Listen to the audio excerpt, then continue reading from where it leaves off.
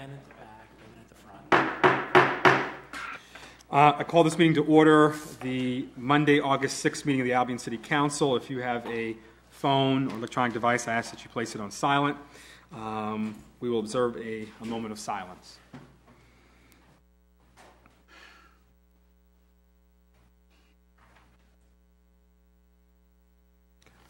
Thank you. Please join me in the Pledge of Allegiance.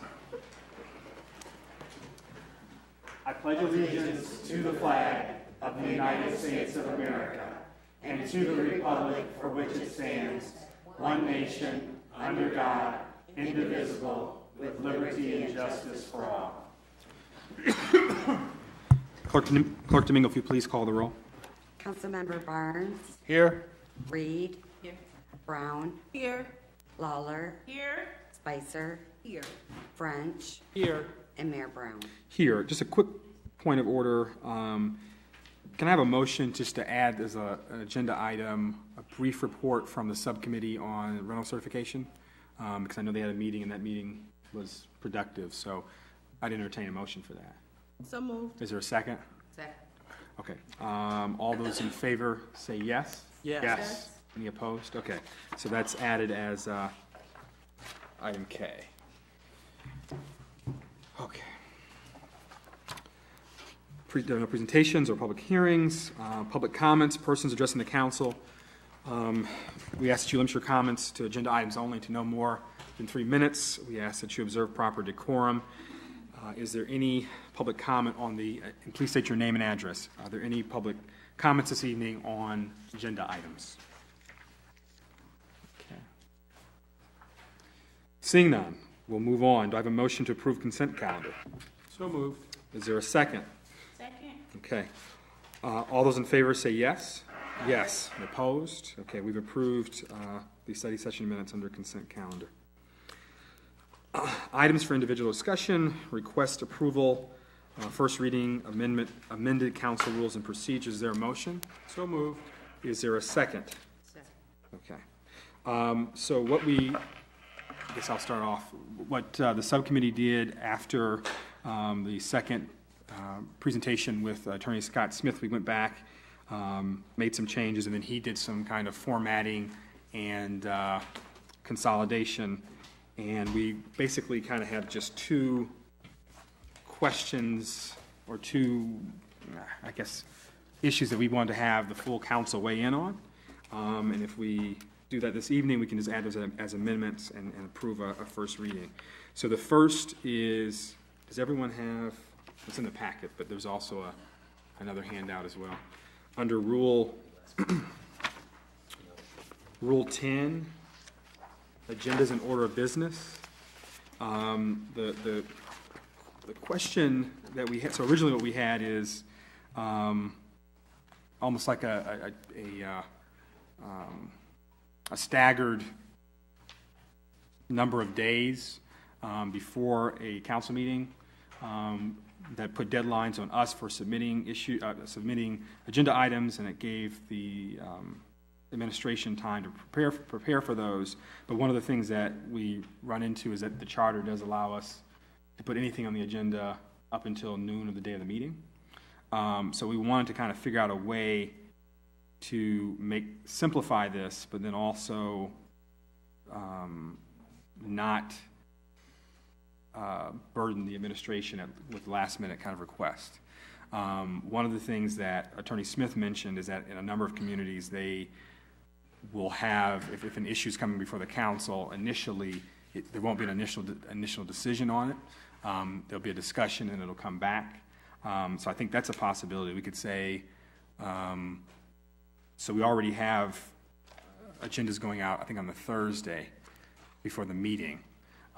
So what we could say is, I'd say probably, well, that's actually up for discussion. How far out do we want to do that? Because the charter gives us the noon of Monday, so we could not do that and just maybe put language to say that if something's coming before us the first time, we won't take action on it unless it's like an emergency ordinance or something like that. So I would appreciate some feedback from the committee if there's any because we had these discussions. Well, we've gone around and, I'm sorry. Oh, Councilmember French. Thank you, Mayor. We've gone around and around, and so I think it's sort of well-known amongst the three of us how we feel, so I'm very much interested in hearing from the others. It's been my view that I worry that if we limit ourselves to saying we won't make a decision about anything that comes before the council the first time, that will slow the process tremendously of how we make decisions.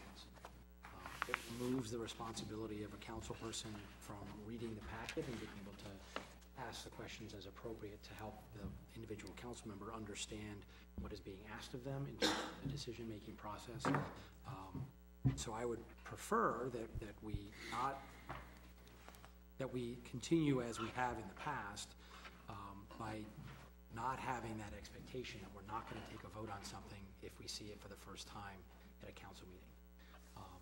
But other than that, I think it's appropriate that 5 business days should be the norm.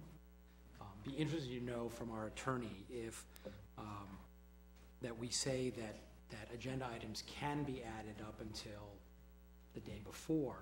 Is that broad enough for us to say it doesn't have to be the very next council meeting on the next day, or that it can be added to the agenda of a council meeting, and so it could be pushed to the following one?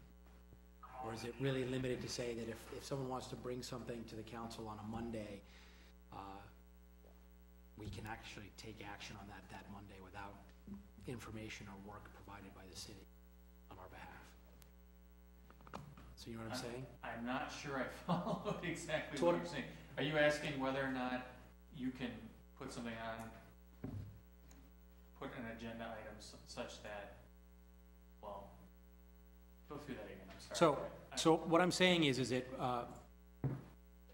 right now it's my understanding that the city charter says that agenda items can be added as late as noon the day of the council meeting. Correct. Except upon approval of a supermajority of the council, that can be added after that. Like this evening. Like if you're at the meeting, you can add additional agenda items. Right. My question is it specific enough that it has to say we can't interpret that as saying that you can bring an agenda item to the council on the Monday of a council meeting, but does it have to be taken action on that council meeting? Or can you push it off to the next meeting? Yeah, so I don't think you have to, when it says no business shall be considered, I mean, I think it's, whether it's a discussion or an action item, what I see a lot of communities do is sometimes when you're considering something for the first time and you're not sure whether or not it's going to just be debated or whether you need to take action, it's put on as a discussion / action item. Yeah, but we just decided we didn't want that. Yeah. Yeah. So that's, yeah, okay. Because I think essentially what we're trying to do is we're trying to make sure that if we bump into a citizen or there's a group of citizens we meet with and they say this is an issue and we want to change, let's say residents say, okay, the fee for this particular service is too high, and we say we need to change that. We want to make it where the council members don't have to wait an inordinate amount of time to bring something to council, but on the other hand, we don't want to say, okay, I need a master plan over the weekend, Right. essentially. Right. So what I would say, maybe we could have something, because I believe that's what Attorney Smith said, is just say the preference for council is if something is given, well,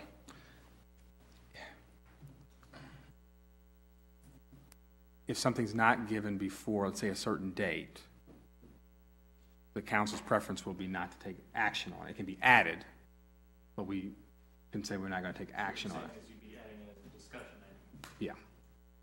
I don't think there's anything wrong with you putting in the rule saying if it's not received by a certain time, the preference of the council would be that it be on for discussion only. Okay. I like that. Yeah, I think that's fair. So then the question is, are you recording this? It's being recorded, but we're drafting here. So we have that. So what is your time though? And that's the next question. So right now we have the agenda's going out ideally on the Thursday, and you can administration can jump in, but guess it would just depend on how detailed it is. Because if a council member, like an example I gave, if there's a recommendation to change a fee in the fee schedule, that's something that could be done fairly easily. There doesn't need to have a lot of research done on that. So currently I'll just read this. So currently say 5 days prior to the regular meeting. Sunday, Saturday. So that's Wednesday. Mm-hmm. And then number 2 is the, I think we did that when Dr. Mitchell was our city manager because she was concerned about the time needed to prepare documents, which is what rule number 2 is. Request by members of the city council, the mayor, or staff or administration to prepare simple or uncomplicated resolutions or proposed ordinances or to take specific action, provided said request is permitted by state law and or the city charter, shall be made in writing through the city manager, mayor, and clerk 5 days prior to the regular meeting in which it is desired. Said request for action may be added to the agenda for a vote by the council. Okay. So I think I'm good with that. I don't know how anybody else feels about that rule. The may protects our staff from having to do an awful lot of work in doing the preparation of said things, given only 24 hours notice. Well, I think when it says, said request may be added, I think that could probably be struck, because what we just said was, even if it is added, it'll be a discussion. Okay. You see what I'm saying? But if they haven't done the research, what's the point of doing the discussion? Well, I think it would be to provide the administration with guidance or a sense of what the actual issue is, so that the administration has some clarity about how council wants to move forward.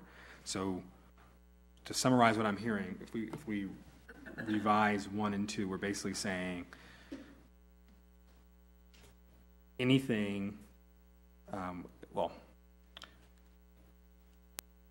per charter, anything can be added by noon the day of the agenda. But if it is, our preference is to say it'll be a discussion item. So that's the first part. The packets get to us on Thursdays, ideally.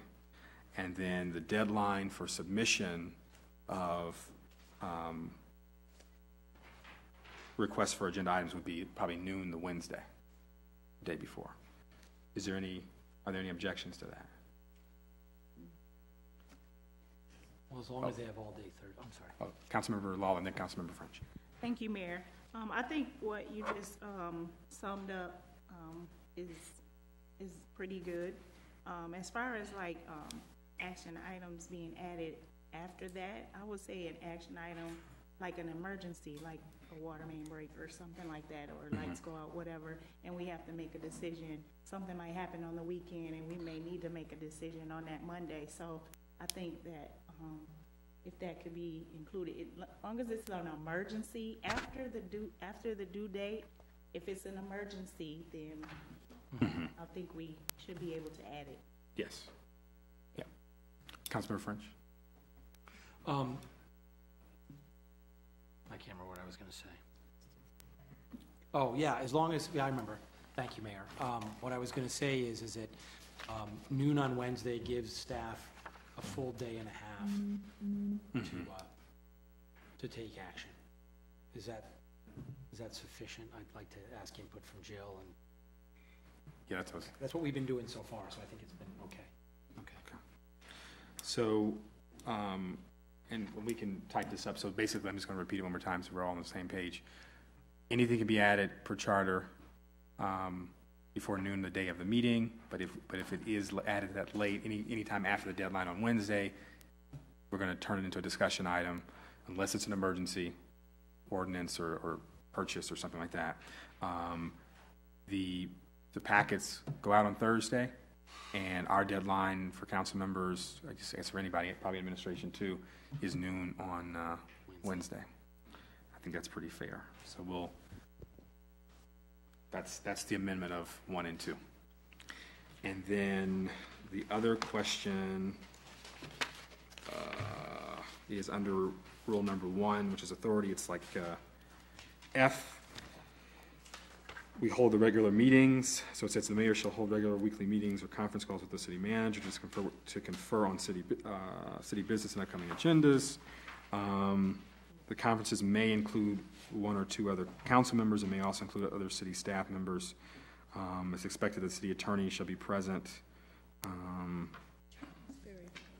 needed. Yeah, as needed, to provide legal counsel and perspective. And then I would strike the last sentence out of that, because what happens is every, I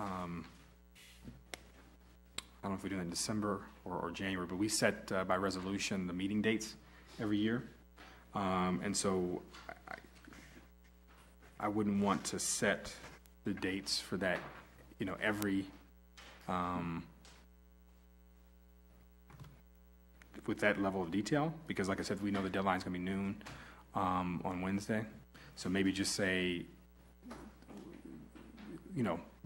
once the deadline is passed, there's a meeting to discuss the agenda. So,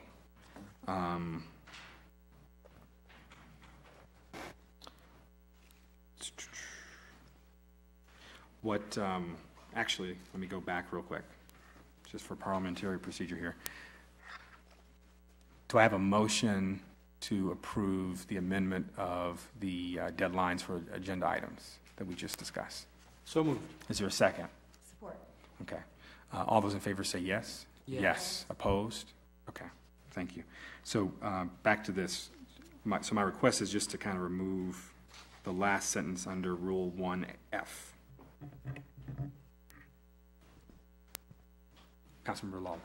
Thank you, Mayor.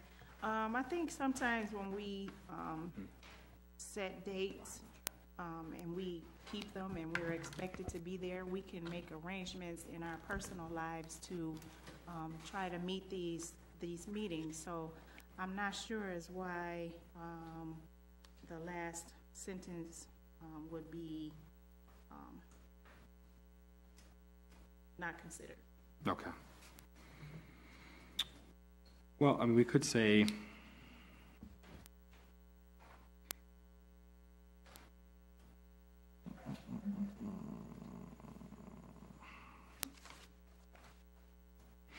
we could just say that it happens on Wednesday, at least the official. But then we get into issues of, like you were saying, like if someone has a scheduling thing, because what ideally what we could do is say, it'd be the mayor, another council member, we have a rotation through the council. I think that could be a compromise. Councilmember French. Sort of finish what you were saying. No, I'm saying maybe just set it as the Wednesday, like, sometime on Wednesday. So I would suggest we read it like this: the mayor shall hold regular weekly meetings or conference calls with the city manager, typically on Wednesdays, to confirm on city business and upcoming agendas, et cetera, et cetera, et cetera. And then save the last phrase of that last sentence that allows you and the staff in the city the flexibility should a particular Wednesday not be good. I like that. Does that sound reasonable? Yeah. So Councilmember Spicer and Councilmember Reed. Thank you, Mayor. I was just going to suggest possibly stating a no later than date versus. So we say, I guess Wednesday at any time, 5 p.m. or. Well, I think what would is it okay if I yield? Do you yield? Yes. Okay. So I think what Councilmember French was saying is that by keeping the last, I guess it's a clause of that final sentence there, it allows for some flexibility within that date. So, Councilmember Reed. Okay. Where this is between you and the city crew. You all are going to be doing the meeting, not all. But one or I'm sorry. Do you? And you say you can yield. You can ask her if she wants to yield. Can I yield? Will you yield to ask? Let me ask you a question. Yes. So, if you read the second sentence of this rule, it says these conferences may include 1 or 2 other council members. And so by keeping it typically Wednesday, if there's a particular issue that one of us wishes to confer with the city manager and the mayor in a room, we can make that request to the mayor and the manager. And then the flexibility part allows that maybe you're not free at the, say, 10 a.m. when Mayor Brown is available to meet, but maybe you could meet at 2, and that just allows the flexibility in the schedule, so we're not holding our mayor accountable for a 10 o'clock meeting on Wednesday, especially if one of us wishes to confer and be there, and that may not be a time that works for you. Okay, because I was reading it as the mayor and the city manager, their meeting, and I think that's necessary, so okay, I understand. Councilmember Spicer. Thank you, Mayor. So will the council members be on a rotating basis, or how has that been defined? Did you guys discuss that, or? I think we could kind of do both. We could set a rotation up, but then I think what Councilmember French said was smart, is that, for example, Councilmember Reed, like the concern about closing Michigan Street. If that was a particular thing that you knew was going to be on the agenda, you could say, hey, I want to sit in to explain why I'm putting it on there and to help the staff. And so I think we can do both, set a rotation, but then also allow for, so. But I think that's just, it says May, so I think it gives us a little freedom there. So, Councilmember Reed.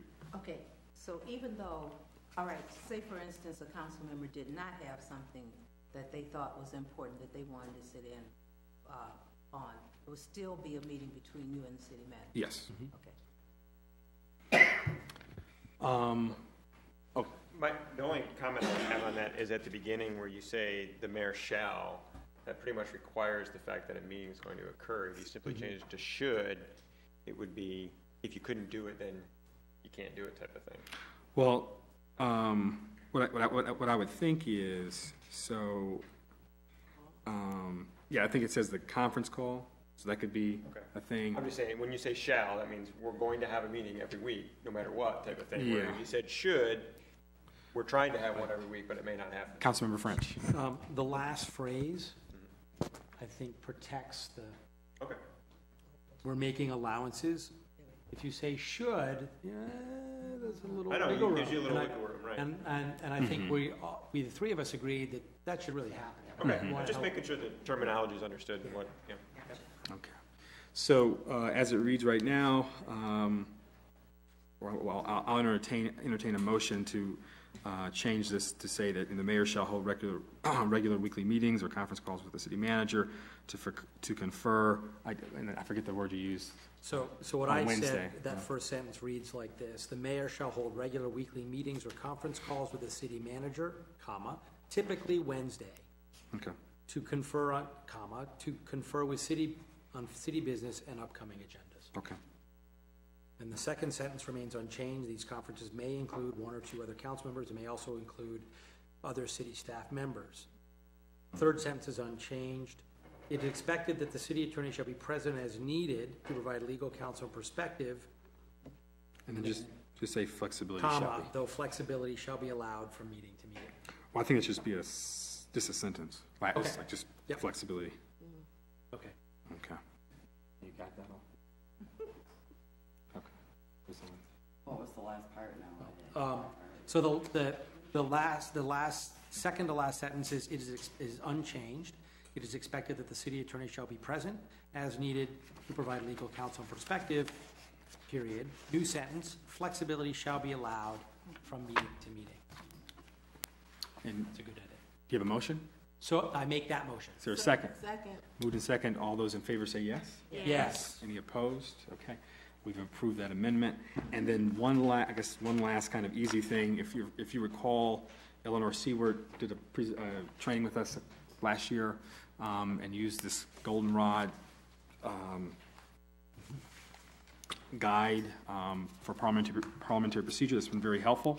And so it really repeats what was already there from Port Huron, but I like the format. So what I'd like to do is just, out of an abundance of caution, just have a motion to swap that for what's there, and then we'll just format it copy it. Councilmember French. So I would move that we replace page 16 of 18, which is the chart of motions, which I believe is Appendix A. That we replace it with the goldenrod. We had talked about this a year or more ago. We just haven't done it, but we would replace this 2-page Appendix A with the 4 pages found. 3. Is it 3? Yeah, yeah. The back is just Oh, okay. So 3 pages from the goldenrod that was provided to us by a consultant who specializes in parliamentary procedure and council rules. So Is there, so it's a motion? That's the Is there a motion. second? Second. Okay, is there any discussion on that? Okay, all those in favor say yes? Yes. All opposed? Okay, so we've amended the appendix there. I think we're ready for a final vote on Councilmember French. just one final thing. I have not checked the page numbers of the index Okay. for those pages. I will try to do that. So it's approve this first reading, subject that the pages of the index might change, just as we've reformatted some things. And changed- typographical. Yeah, those typographical errors. Okay. So if we could just add that. So I would move that we approve the council rules as amended this evening. Second. Moved and seconded. Is there any discussion with those, I believe, 3 amendments to the main motion? Is there any discussion? Okay, seeing no discussion, we'll have a roll call vote, please. Councilmember Barnes? Yes. Reed? Yes. Brown? Yes. Lawler? Yes. Spicer? Yes. French? Yes. And Mayor Brown. Yes, we've approved the first reading of the council rule procedures, and there'll be a second reading per the rules to finalize that. Item B, request approval of demolition bid for 608 Austin Ave. Director Tracy.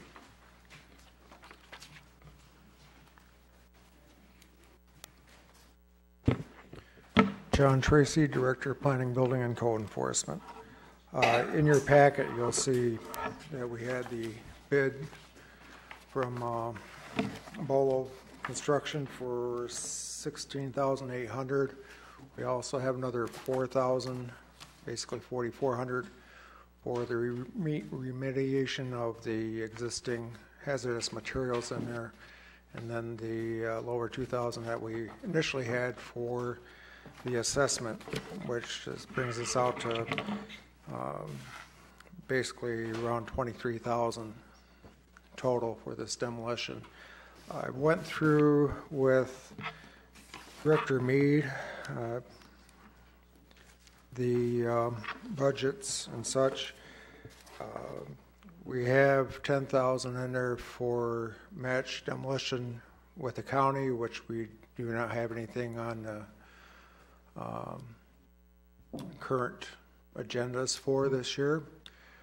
There was $7,500 under budgeted also for emergency demolitions of a building, and we have also in excess of $9,500, almost $9,600 that was not used for part of what we were originally going to have part-time individual at the beginning of the year. So in adding those up, it gives us approximately $27,000 that we could, with your approval, we could take the required amount out of that for the demolition. Is that separate from the solid waste? That's separate okay. from the remainder of solid waste.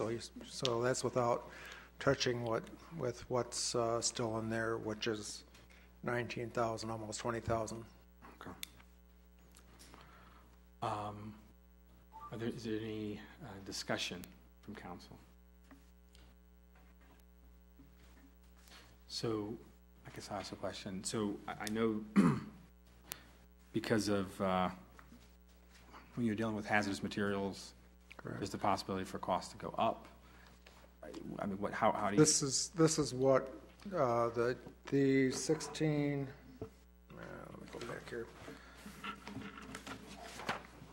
The 16.8 is from the contractor that would be taking down the building and also disposing of the waste there with the amount figured in the extra costs, since not everything would be able to be taken out by under the hazardous material. And then the remainder of the hazardous material that it can remove is out of the 4,400. Okay. So, And then once, I guess, let's say it's demolished, once it's demolished, it reverts back to us in terms of, it'll actually be charged against the property. okay, As Attorney Harkness had previously said, we do have a court order for that to take it down. It is still owned by a private individual okay, who had not proceeded to do anything since the court orders come in. So that would be charged against the property. Whether or not we'll ever see it back depends on whether they pay anything. It could wind up going back on taxes at some point in time if they're not paid. And so the one question I do have is, I know there was some federal law that was protecting them as I guess, an active duty service member. Yeah. Is that protecting them from, 'cause I don't know whether the tax is up to date on the property? last I knew they were. Okay. Yeah, they keep paying taxes. At least as far as I'm aware, they've been paying taxes every year, Okay. which I find strange. Okay. So the person could come back and say, well, if they don't pay the demolition fee, refund us for that. What's the next step? Then that would go against the taxes on it, on the property. Okay. We could tack it Go. on to your taxes. Correct. Okay. Councilmember Lawler. Thank you, Mayor.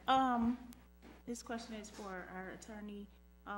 When we go after people for reimbursements, how successful are we at that? It depends. Most of the properties that we've gone after in that regard, they're sometimes, like, for example, I want to say it was Dalrymple School was owned by a company out of Virginia that turned out to be a little bit more than suspicious. The registered agent was claiming to be an attorney, and in fact they were not an attorney. And, so we run into a lot of things like that. They're either owned by companies that have no assets, or 501c3s that have no assets, or in some cases individuals that are on the brink of bankruptcy. So we can get all the judgments for demolition that we want, but ultimately it's just a piece of paper unless they've actually got something, and most people don't have significant assets. Now, I will say there's a handful of times where we've been successful. For example, I want to say it was Burger King or Ponderosa, I'm sorry. Yeah, they did demo that building. We had an order for demo. Actually, the other side stipulated to demo the property. So in some cases, when we get the property owners that actually have some liquidity, they comply. But the majority of the time, it's people that just don't have any money, and I guess where it comes down to is you can't get blood out of a stone. So we are more unsuccessful than successful. Correct. Councilmember Brown. Thank you, Mayor. So I want to understand the potential funding for this, because,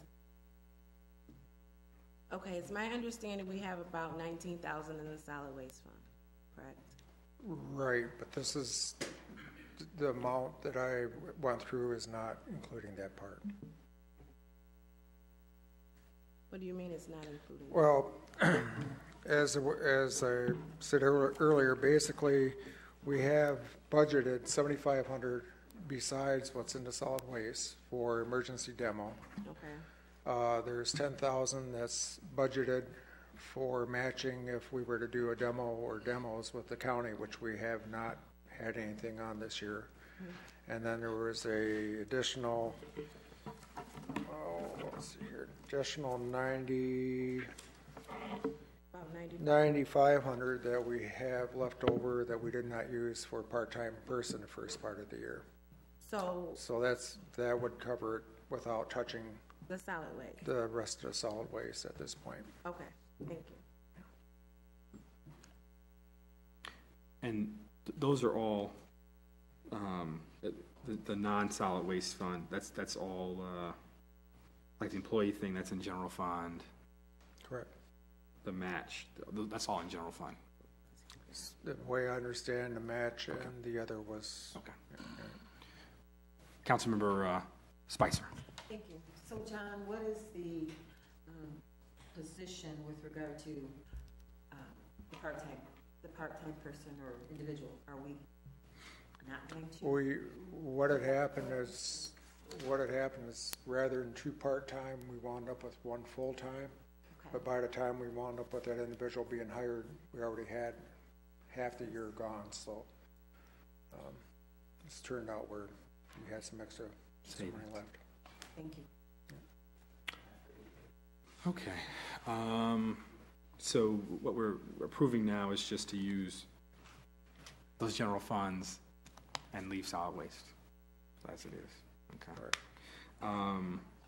And then the last question I have is just for emergency demos. Like, how often do we do that?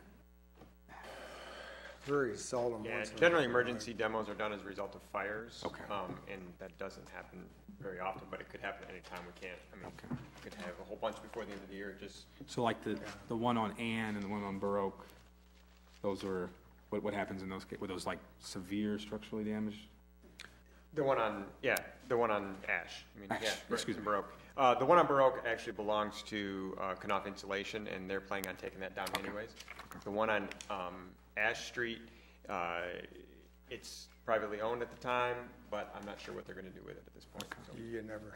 And I'm not you sure it never was know. insured, so I don't believe that they have the insurance to bring it down. No, it was not insured. Right. Yeah. But that's not an emergency demo. Emergency demo, we've actually taken houses down while they're still burning because they were too unsafe to enter to put the fires out. So that would be more of an emergency type demo. Okay. Is there any further?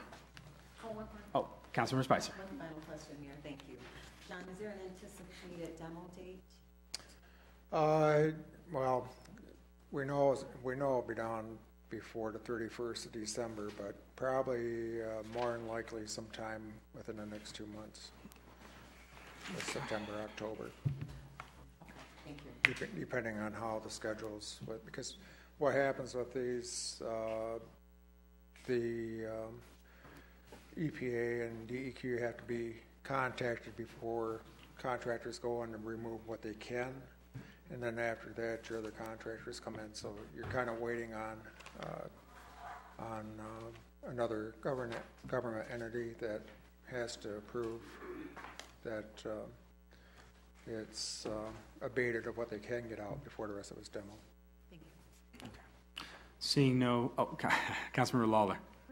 Thank you, Mayor. So I just got a quick question. Have we explored all of our options to try to get this torn down?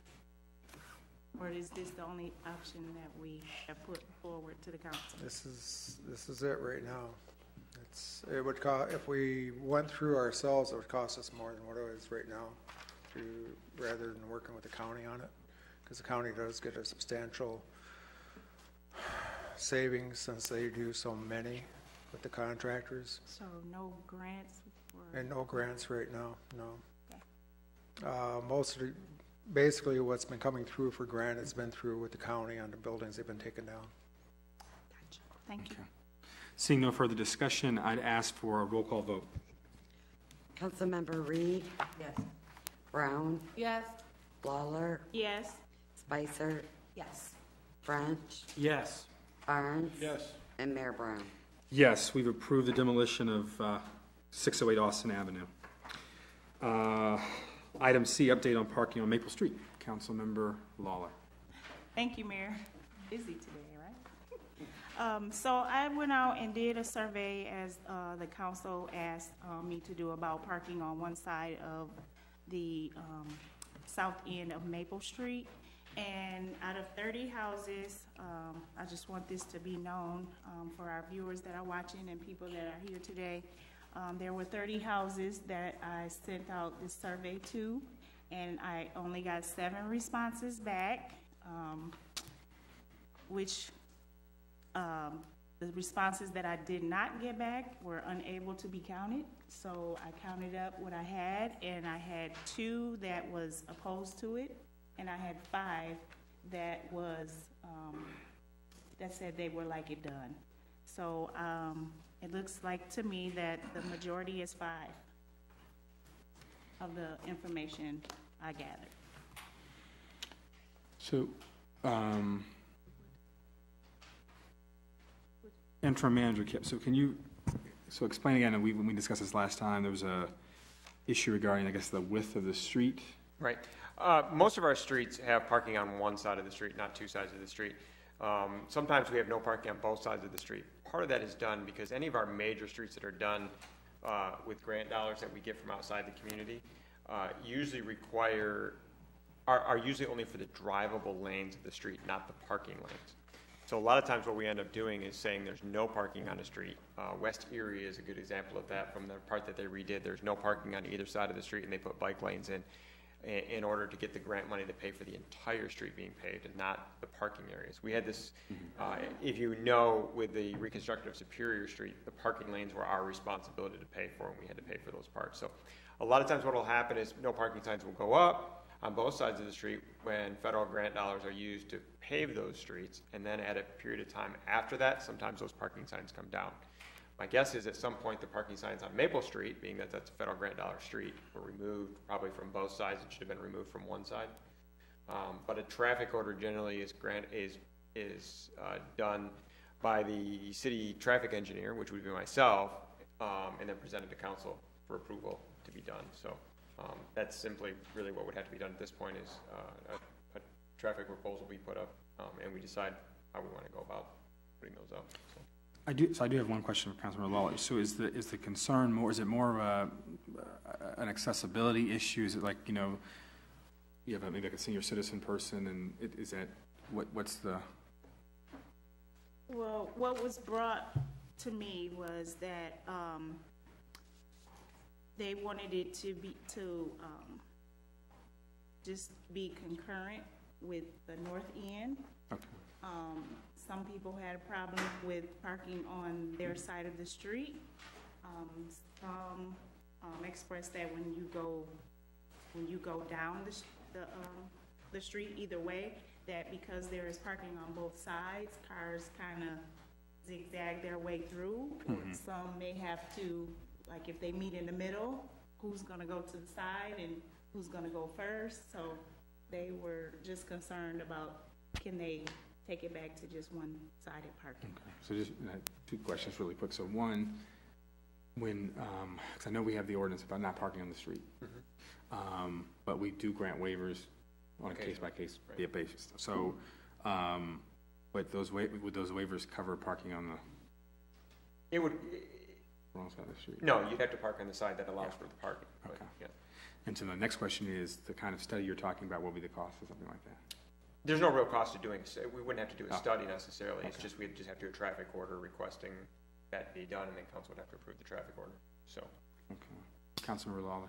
And if I may add, Mayor, there was a couple more comments about the speed that goes down that street, and there are kids playing. So if cars are on both sides and a ball may come out, you know, a child comes after the ball. So they want to be able to at least be able to see the children some kind of way. And I can agree with Councilman Lawler that that is way too narrow down there for parking on both sides. It could be difficult to get emergency vehicles down through there, depending on where they have to go. And I've driven down it myself, and when there's cars on both sides, it's very narrow. Okay. Is there any kind of further discussion from council? So given what's been said, could we have that before next council meeting to make a I believe we can. Decision? Okay. So we'll have the information. Councilmember French. Thank you. Have we decided whether it would be a east or west side? I believe it's east on the north end, so I would say it would be east on the south end too, to be consistent all the way. Okay. So if you could prepare the information, we could have something before us. Yep. Okay. No discussion, further discussion from council. We'll move on to item D, discussion of street millage. Councilmember French. Yeah, thank you, Mayor. I was hoping that we would have an opportunity to talk about, maybe Mr. Tracy is still here. I know Jim Leonardson's not, but need some idea of whether or not we could entertain the possibility of asking for an increase in our millage for the streets. It's something that gets brought up on a regular basis. Given that we are using some of our local street millage to help meet matching fund requirements for some of our major streets to be done. It leaves precious little resources for our local streets, and so I was just like us to consider moving that 3 mills levy to 5 or even more than 5 as we think about ways to meet the needs of our ever decreasing quality of our roads.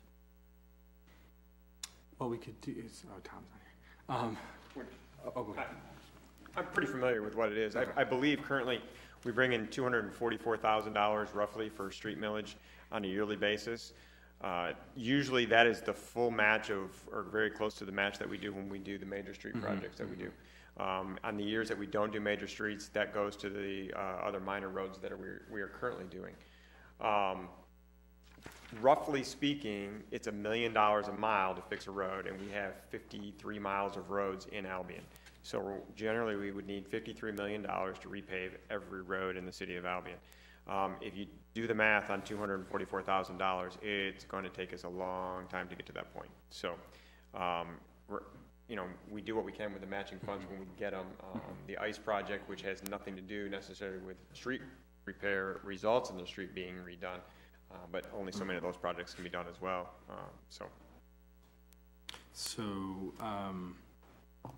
The millage still has, the millage, the final year is 2020. Correct. So we still have some time, but I think that is an important thing. I mean, and ultimately, just like the rec millage, the voters decide. But, maybe we could have a study session, because I think one of the, even with the, we've approved earlier in the meeting the demolition on Austin. I think the thing we want to do is, if we do go to voters with whatever, if we do that, we want to have a plan too about, like, here's how we're going to prioritize different parts of town, and do that. So I see no objection. So what, Councilmember French, is there any particular thing you'd like to come back to us? Well, I would like to be able to say that if matching funds for major streets is $250,000 plus or minus, that we would want at least that much, maybe more, to allow us to make the significant inroads, no pun intended, into repairing our streets. Jim Leonardson has given us lists of streets. We've had citizens come in to complain about streets. And if we look at timelines, if we had $500,000 every year sitting in a fund that will fund local streets, that's a lot of miles. That's a lot of distance that we can get done. Okay. Right now, I feel like we're limping along. We've got major street projects planned for the next 2 years. Next 2 major projects next year, I believe. Next year. Yep. So that means that we're going to have no money for local streets next year. Yeah, I think And we have very little this year. And we didn't have a lot last year. And so I just really like us as a council to sort of say, right, streets are a priority. And if we're going to have the streets repaired in a timely way, we have to get increased resources, and that only way we get resources is through our taxation. And I don't know a lot about how millages work per se, but this is, I believe, a 5-year millage, which ends in 2020. It may be thoughtful to have a millage that starts in the middle of that, and so we have two millages, one that doesn't end at the exact same time the other one does, so they overlap each other, but just a thought. so. What we can do, just to move us, Councilmember Brown. Thank you, Mayor. So I just want to stress the importance of having a plan. If we're going to ask the community to consider a millage, people are going to want to know, they're going to want to know, what's the plan? What does it look like? So I think considering the millage is a good thing and it's an option, but I think a plan needs to go along with that. Well, in the current plan, and it has been this way for, at least since Kevin Markovich is here, is that we rotate by precinct, and we pick a street in the precinct, and the council picks that street. And so we'd have to consider, how do we want to go about that plan? Do we want a presentation on what streets we feel need to be done? Or does the council want to come together and decide based on your precincts what needs to be done, and then decide how we're going to do it from year to year at that point? One other recommendation I'd have is, I guess it dates to the time of Kevin Markovich, is that we actually had an assessment, color-coded, green to That orange. was 2008 when the last Yeah, one was done. so we need to probably update that, so that can kind of give us some direction. But what I'd suggest is maybe having them come back and present to council, so we can avoid a special meeting. But I'm sorry, Councilmember Reed, Councilmember Spicer. I go along with Councilwoman Brown, because I went out on the south side of Albion, down around Mechanic Street and the street that goes down by the VFW? Edwards? Yep. It's terrible. I mean, there's some roads out there that has just great big spots of dirt. And rather than to go by precinct, I think we need to start going by need, because there's some areas in Albion that never get taken care of. We see streets that are used a lot by people in the city, and so those are the streets that usually get taken care of. But there's people on those streets that's a mess, that's paying taxes, just like the people that's on the street that constantly get repaired. So therefore, I think we need to do something for those areas as well. Councilmember Spicer. Thank you, Mayor. In keeping the citizen residents of Albion informed with regard to the street millage info, I think we also should provide them info as to what other expenses may be coming to the table for them, so that in considering the street millage, they won't have a choice in the water tower increase of their water fee. So I think we just need to lay out everything for our residents so that they know up front, you either want to pay the cost or put up or shut up or whatever. They just need to know what's on the horizon with regard to where their money will be, where they'll be asked to spend their money. Thank you. Councilmember Lawler. Thank you, Mayor.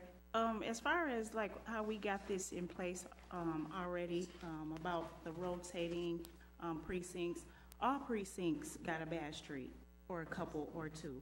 I think it should stay the same, and if we do, if it is, I'll just use myself as for example. If I have a street, but I think maybe precinct 5, their street needs more attention than mine, then I think I should be able, that precinct should be able to say, well, you know what, I'll give up my turn this time, and then the council can have a discussion, because it's gonna fall back on that precinct person. I know it will fall back on me if I happen to still be in office at that time, but I have people in my precinct that says, hey, when is it gonna be our turn? And we don't want to give up our turn, because I want my street done. So I think that if that council, if it's my turn to get my street done, and I think another precinct's street is way more worse than mine, then I think I should be able to say, hey, we're gonna pass it on to precinct 5, 6, 7, 8, or whatever. But all precincts got streets that need to be done. Okay. So because this is discussion, we're not making a decision. Everything's duly noted. Thank you, Councilmember, for bringing it to our attention. And I would just ask that, between Director Leonardson and Director Mead, maybe come up with a presentation, kind of shore up a little bit of that information, and then also be able to address what Councilmember Spicer says, because, I think the last time we had a meeting with our engineer regarding the water tower, I think there was a consensus that would probably be a positive thing to do, but there is that requirement that the federal government would place on us for rates, and so I think that's something we really have to talk to with the citizens about. So, thank you. We'll move on now to E, approve offer of sale for the various addresses listed on West Erie Street. Is there a motion? Well, oh.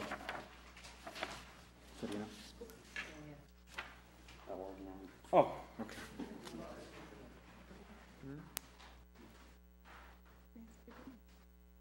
Did the agenda change? Okay. I guess that was going on. Okay. Let me see.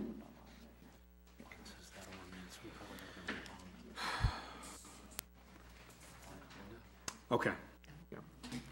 I didn't get to one of sorry about that. We're going to move, the E is a discussion approval of first reading of ordinance number 2018-7, an ordinance to provide a process for the sale of surplus real property and to create section 1-27 of the Albion Code of Ordinance. Is there a motion? So moved. Is there a second? Support. Okay, moved and supported. Turn out. Sure, so I'll kind of go through this. I took the input from council from the last couple meetings where this came up.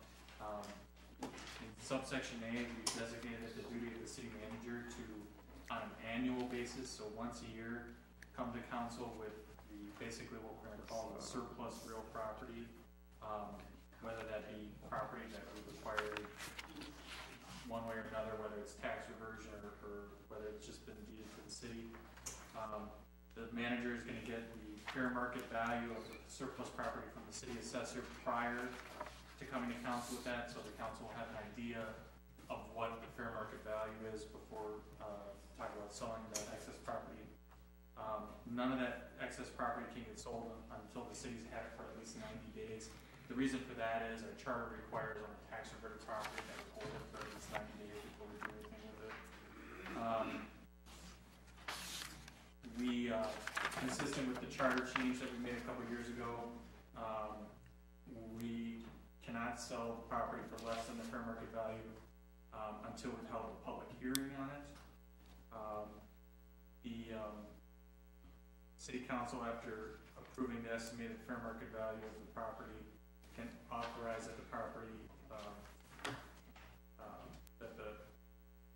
it should be, I'm sorry, there's a typo there, that the property be advertised for sale with a minimum bid price of 10% of the fair market value as determined by the assessors. Sealed bids will be required, and bids will be opened as determined by the council with a 5% deposit being required. The council can impose any additional conditions or restrictions on the sale of the surplus property as the council deems appropriate, as long as they're legally permissible. So, you know, if we're going to put a restriction on how the property is going to be used, the city reserves the right to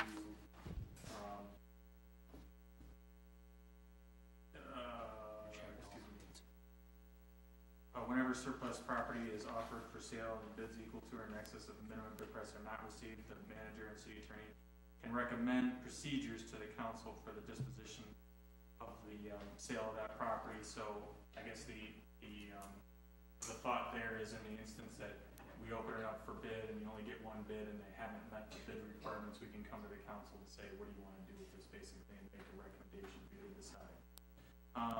The council reserves the right to reject any and all bids. There's a provision there, basically, if you've got a parcel that's, you know, for example, oddly shaped, and the only person that it's going to be of any functional use to is the adjacent parcel owner, the council can waive all the requirements, basically, of the ordinance and just sell it to that individual. And then whenever the council deems it in the best interest of the city, surplus real property can be sold without public advertisement or the taking of bids, as long as you all approve it. That, of course, is subject to the requirements of the charter on the tax reverted properties. So that's basically it in a nutshell, clear as mud. Are there any questions from council? I have a question. Councilmember Spicer, Councilmember French. Thank you, Mayor. I guess Mayor, would like to ask the attorney, with regard to number D, the real property sold for an amount less than the fair market value as determined by the city assessor, blah, blah, blah. And number E, the shall authorize the sale be advertised for sale with a minimum bid of at least 10%. So if the bid, what if the minimum bid is the only bid? Is that the bid then? Is that? So yeah, I mean, the idea is to get people coming to the table with, you know, something substantial for the property, so that you're not getting, you know, $15,000 parcel of property for like $1, you're getting somebody coming to the table with $1,500 and then a deposit on top of that. I think the idea of why a lot of municipalities have done it that way is to guarantee that something is going to be done with that property and that there are serious bidders involved. But yeah, so it's basically 10% down, and you might only get 1%, one person that does the 10%, but that's the purchase price. That's it. Yep. Thank you. Okay, Councilmember French. Thank you, Mayor. I think I'm concerned about J.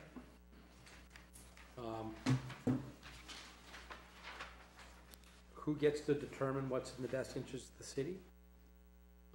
I worry that this could allow for individuals who know people in the city to have an advantage in accumulating city property without appropriate public discourse or decisions. So I'm not sure why it's in there. J is I mean, it would have to be approved by the council. So, Right, no, I understand that, but it's still, I'm still concerned by that. 4 members of council have a friend. 5 members of council have a friend. Well, you can make it that unanimous. Well, you could have an issue as well where developers coming in to develop a whole big area and the council decides they want to sell that property for the development purpose, which they may sell at a price much less than what the value is to get the development. So, I mean, you got to have ways around that. Okay. And I get the concern. I mean, genuinely, I mean, if you're going to deviate from the process, I mean, if you want to make it a super majority or make it a unanimous vote of council. No. I wouldn't, I had not thought of that option. Say it again. I had not thought of what Manager Kip had said, so Okay. I retract my concern. Okay. The question I had, so if we're advertising the property for sale, are we going to do that just like on what? Will posting on the website count as that? I mean, do we have to? I don't think you have to take out an ad in the paper. I mean, Okay. advertising is advertising. I mean, the idea is to get as many bids as you can to make it competitive, to get the price up as high as you can, to get value from the property that you're selling. Okay. So whether you put it in the recorder or on the website or whatever, all that is advertising. Okay. And is there any, I guess, annual need to I mean, what I'm saying is once it's, the property we have right now, we've probably had for a long time. And so once it's posted on the website, it's just a continuous advertisement. Well, I think the idea is when you do a closed bidding process, you have an end date on it. Okay. So, you know, whether you do that once a year and advertise all those parcels once a year for 30 days or 60 days, I mean, my recommendation is you do it like that. You have a closed bid process.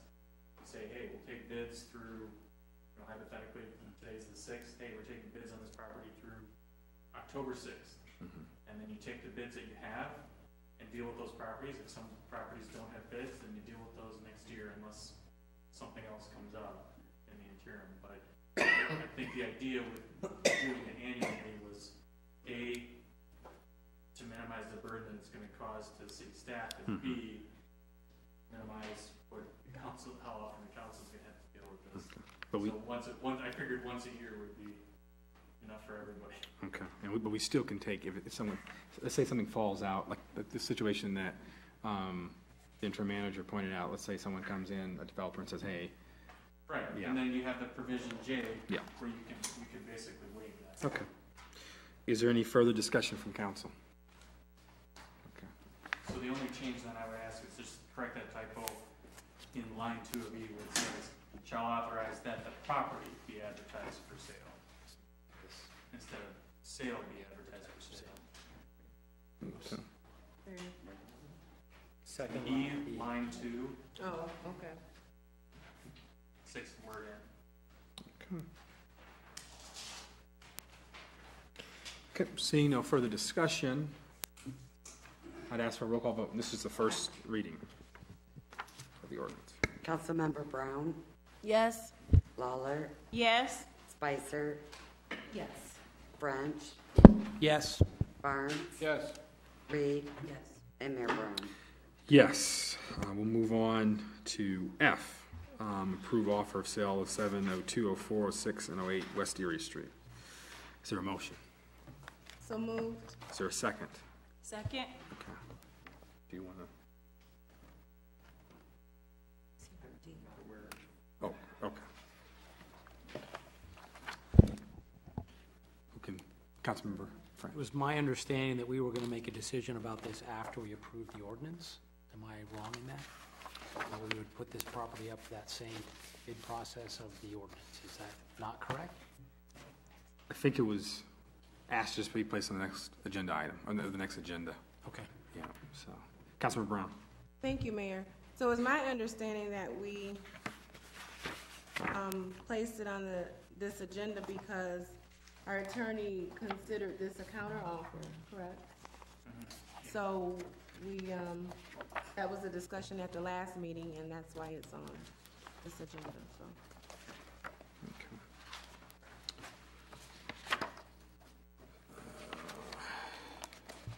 I think Con could probably explain what we were trying to do with the counteroffer and what their options were. Yeah. Well, so last time, I'm trying to, we've gone back and forth on this so often, I quite frankly don't remember what we did last time, but you got an offer before you, to purchase these 4 lots for $1 plus the closing costs and recording fees, apparently at 4 different times.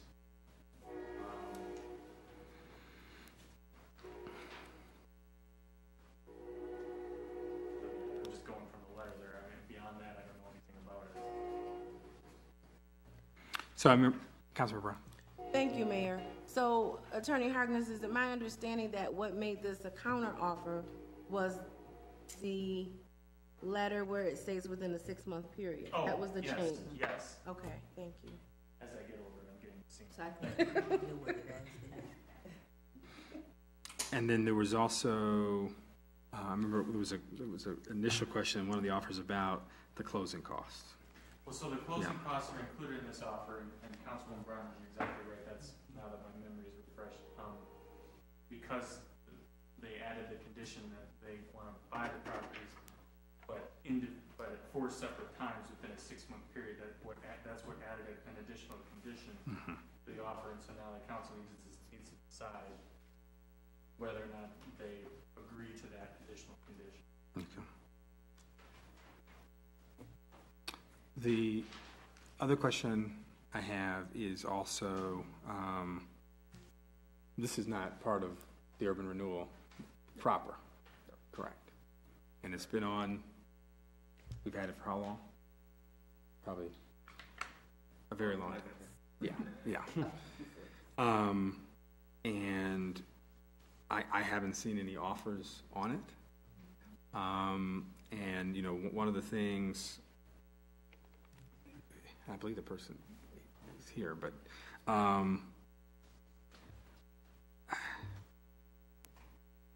they have the 6-month period there. Councilmember Spicer.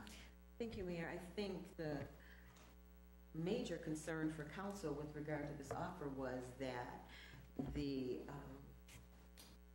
potential buyer wanted the city to absorb the closing costs, and thus now he has returned and countered and wants to take care of the closing costs himself within a 6-month period. I think for us that was a concern of council, was that we did not want to eat the closing costs. Okay. And then how much, so right now the city pays to upkeep the property, correct? Okay. We don't have really estimates on how I much. could give you an estimate, but weekly mowings, obviously. Okay. The time it takes to do that. Attorney Harkness. So here's my question. I mean, the way that this reads is, my goal is to complete the closings for all 4 properties within 6 months. What is the council going to do if that doesn't happen?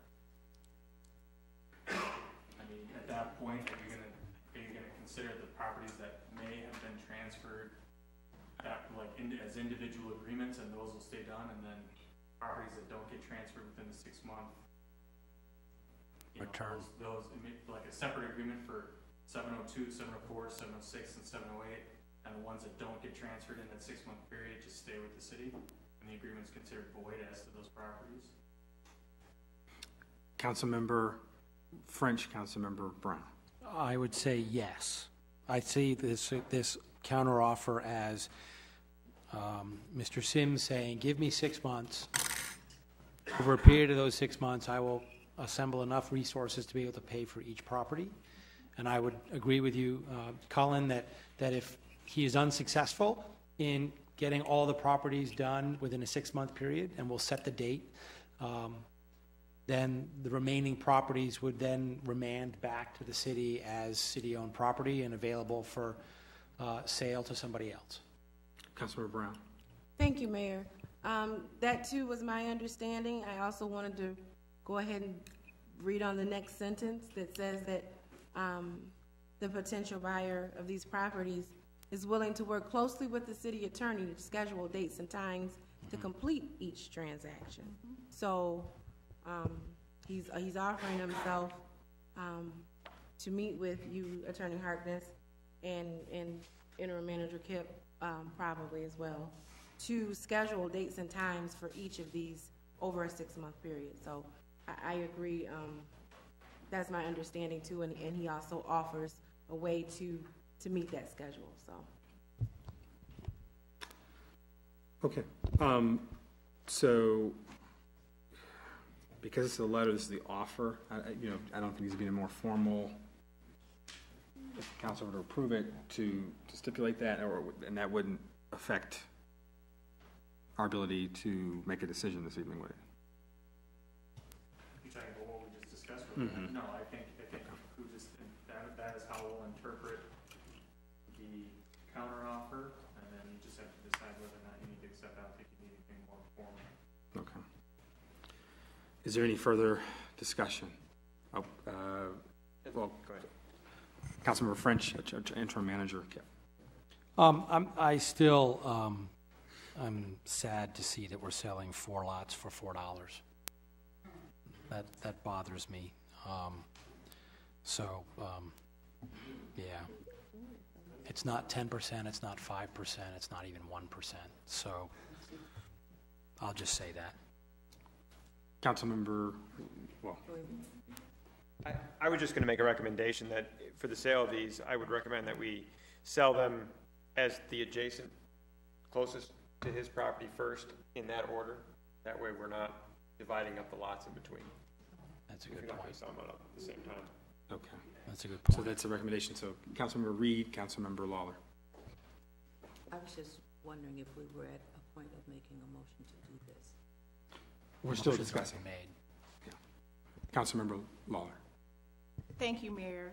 I agree with Councilmember French, but because we didn't have anything in place, nobody inquired about this property that I know of for a while, and we've been taking care of it for a while. So yeah, it is sad that we're selling it for this little bit of money, but nobody else is willing to take care of it. We're trying to get it back on a tax roll, so I'm with Councilmember Reed to go ahead and just make the decision.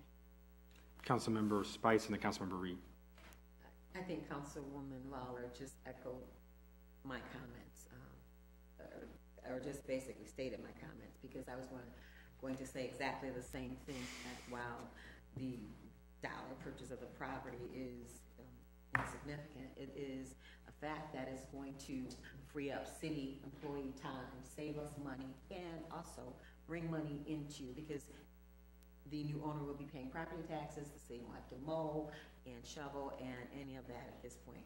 And it's adjacent to its property, and no one else has expressed interest at this point. So I just want to say that. Thank you. Councilmember Reed. And I really don't want to keep beating this around the bush, because I think he's trustworthy. And I know people that purchase was purchased once before, but the gentleman moved out of state, turned it back over to the city. So I think if he wants it, let's just do it. Is there any further discussion? Councilmember Barnes. How much money will the city collect in taxes on the sale of the property? If I remember correctly, we asked that the taxable value is not determined by the purchase price, it's determined by the assessed price. So they're going to pay the full property tax price, yeah. What is the price that will be paid to the city? I'm hearing conversation that the city will be financially, and part of that is through our labor pool, not having to work. That's finance that can be, accounted for. How much money will go into the general fund to sell the property? That can be determined until the proper assessment's done by the assessor at the point after the sale of the property. So those lots are assessed at different values currently. Councilmember Barnes. What is the assessed price at this time? Colin's looking it up. I'm trying to see if I can find the old.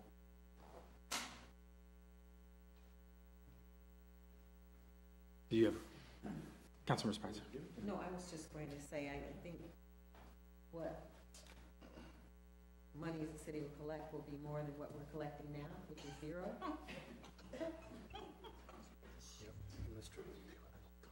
So, right, Okay. right, it's zero right now, so the property tax money. Okay.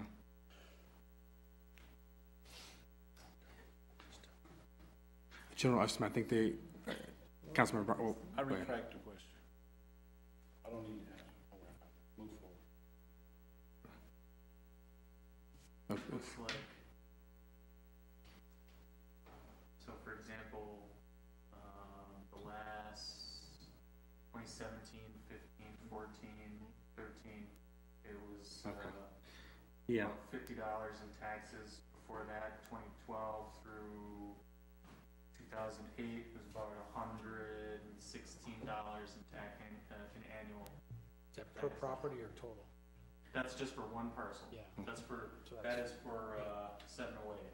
Yeah, yeah, so $200. Is there any further discussion? Okay. Seeing none, I'd ask for a roll call vote. Councilmember Lawler, Yes. Spicer, Yes. French, Yes. Barnes, No. Reed, Yes. Brown, Yes. and Mayor Brown. Yes, we've approved the sale under those stipulated conditions of those properties along West Erie Street. Item G, request approval, board and commission's reappointment for Chris Farmer as a reappointment to the Albion Building Authority. And this is a term that will expire in June 30th of 2021. Is there a motion? So moved. Is there a second? Second. Okay, any discussion? The ABA basically holds city, I guess, real estate because we can't be landlords like that. And Chris has served for a couple of years before, so I would appreciate support for his reappointment. Is there any other discussion? Okay. Okay, seeing none, roll call vote, please. Councilmember Spicer, Yes. French, Yes. Barnes, Yes. Reed, Brown, Yes. Lawler, Yes. and Mayor Brown. Yes. Item H, discussion, McIntosh Park. Councilmember Lawler. Thank you, Mayor. I was at a public community meeting, and it was expressed that a lot of money had been put into Highland Park, and I was approached with a question about who writes the grants, who controls the funds when the grants are written, and why is grants only being written for one specific park. These were questions, tough questions for me to answer, so I am asking that council and mayor. Just a point of order. Yeah. So, thank you. Go ahead. So I'm asking that mayor and council help me with these questions that I was approached with. There was a comment made in public that there had been flowers purchased for twice for Highland Park. And I said I would mention this as long as it wasn't an attack on any of my council members. So they did say to me that it's not an attack, but it was an information that they wanted to gather because the resident that's in the area of McIntosh Park was concerned about kids in Lincolnshire. They were concerned about kids on Broadwell because they thought that since there was a park there at McIntosh Park, some money could be spent, some grants could be written for it, and that those parents was kind of concerned about their kids walking all the way to Highland Park. So that is what was presented to me. I wanted to present it forward to the council and the mayor. Thank you. Councilmember Barnes. I've had discussions with our recreation director, Larry Williams. He informed me that there is grant money available for Highland Park. Him and I were to meet. I'm sorry, my area, McIntosh Park, because it was my precinct. He called me, contacted me, said, hey, you know, there's money available. We need to get together, sit down, do the grant work, and get it started. I've been going to the Albion Housing Commission for the last 4 years, attempting to capture money for playground equipment for projects, because my concern was that, you know, that area did have a high concentration of children who don't have bikes.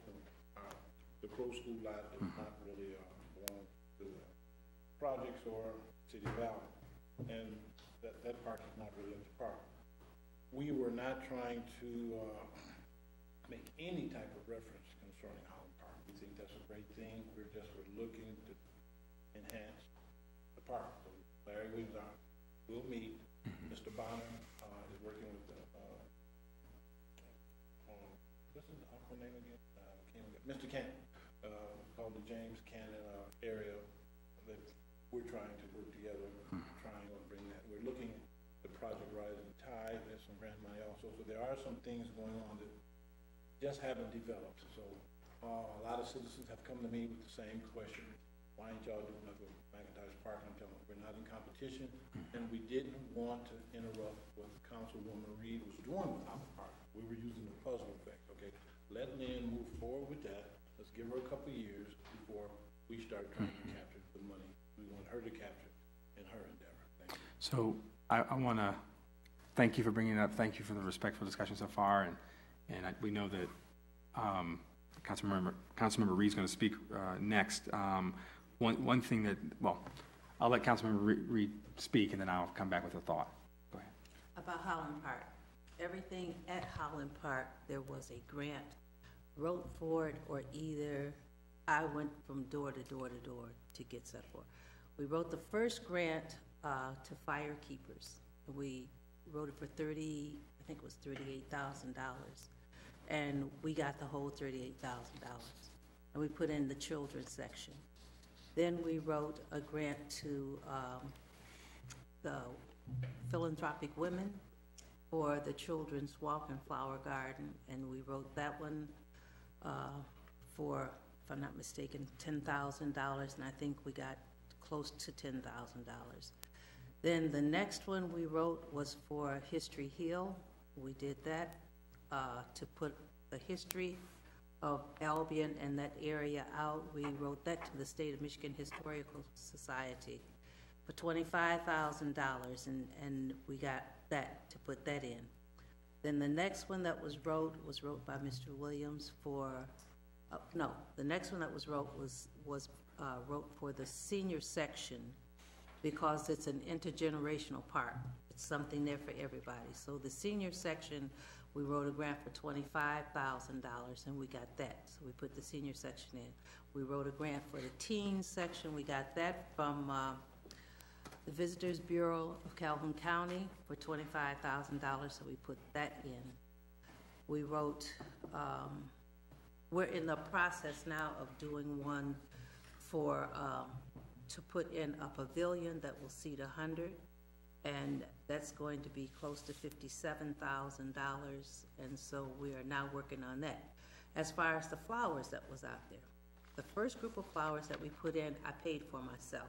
That was $200, a little over $200.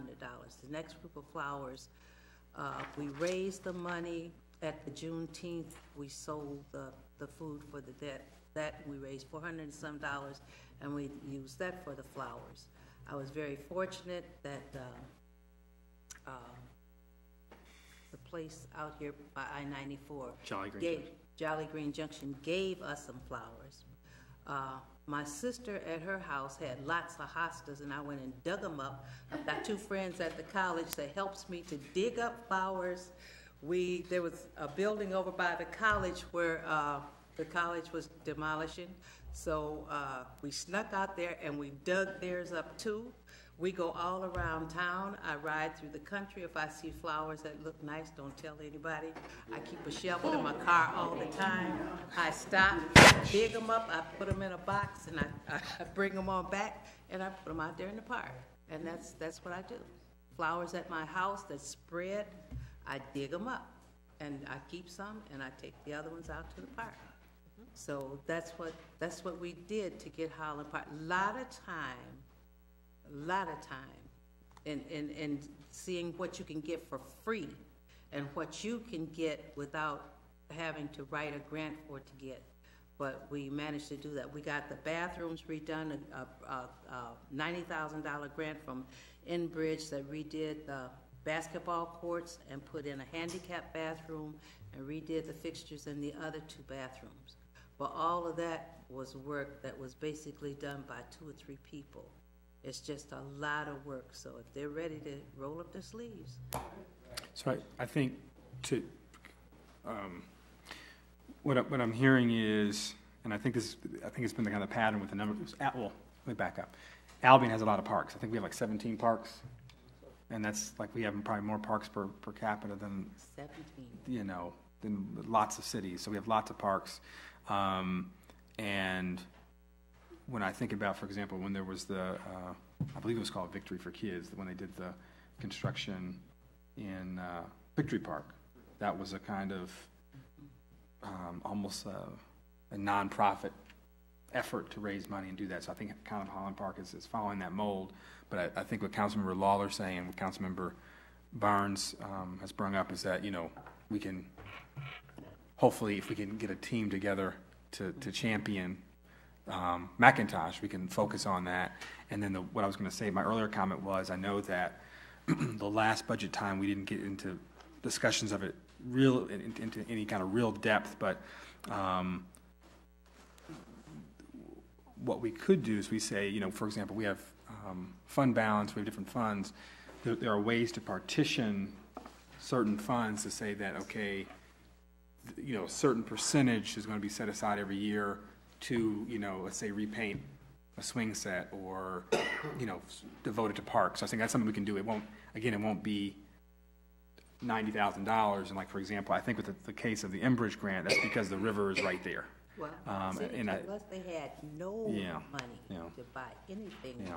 So every penny that's in Highland Park came from somewhere other than the city. So, but I hear your concern. I think that's what we can, if we can organize, we can start to champion McIntosh. Councilmember Lawler. Thank you, Mayor, and I thank you, Councilmember Reed, for putting out there the costs of everything, because I truly believe that that is the major concern. Why isn't it being spread out? Why are we just spending it on one part? But whatever you decide to do, I'm bringing it to your attention on the citizens' behalf. But they are concerned about money going to one part. Who makes the decision on what money goes to what part? And they now know how much money is being spent in one place. But they don't understand where it came from, because none came from the city. Absolutely none. Councilmember French. I hear that the comments that Councilwoman Lawler is bringing. I've heard it myself from citizens. I think what we have here is a remarkable example of an individual person. Councilwoman Reed would have done this whether she was on the council or not. She was passionate about a particular park, and she took the effort and the initiative to do that. I think that if there are people who are interested in getting involved in city work and helping parks be better than they are now, then I would ask that they step up in the way that Councilwoman Reed did and identify themselves, form a committee, figure out where grants are. I'm sure Councilwoman Reed would help them in identifying where those grants are, and then get help in writing those grants. Len Reed got the help of a city manager, but also got the help of local citizens who were interested in writing those grants. And so I would ask that people, instead of saying, what about us, say, why not us? And let's step up and find those solutions. So citizens in Precinct 1 who want to or any precinct who want to help with the park, all they need to do is step up and let us know, but don't rely on the city government to pay for those renovations. As we've said before, there is virtually no money at all to that, but that doesn't mean that we can't help by providing information and technical support, and an occasional hour or two of street workers who have some time. But I think it has to be a grassroots, as it was with Councilwoman Reed's park at Holland Park. It was a grassroots organization where people concerned heard about what she was doing and got involved. And I would ask that we just do the same thing with all the parks. And I think Councilwoman Lawler's and her friends are right on. McIntosh Park, I think, is the next park that we as a city and our citizens especially should spend some time focusing on. Councilmember Lawler. Thank you, Mayor, and thank you, Councilmember French, for your comment. And I just do want to put it out there that I did refer them to talk to their precinct council person who get with them and see what they can do, since Highland Park is in Precinct 2. That is Ms. Reed's pet. That's what she does. It's in her precinct, and I did refer them back to they could possibly talk to their precinct person. Okay, so it sounds like me that the people you've talked to should talk to Councilmember Yes. Barnes, because there's some things in the works. So, item J, there's no further discussion on that. The dog park, which is in 4, I believe, right? Thank you, Mayor. Well, I just had a couple comments about the doggy park.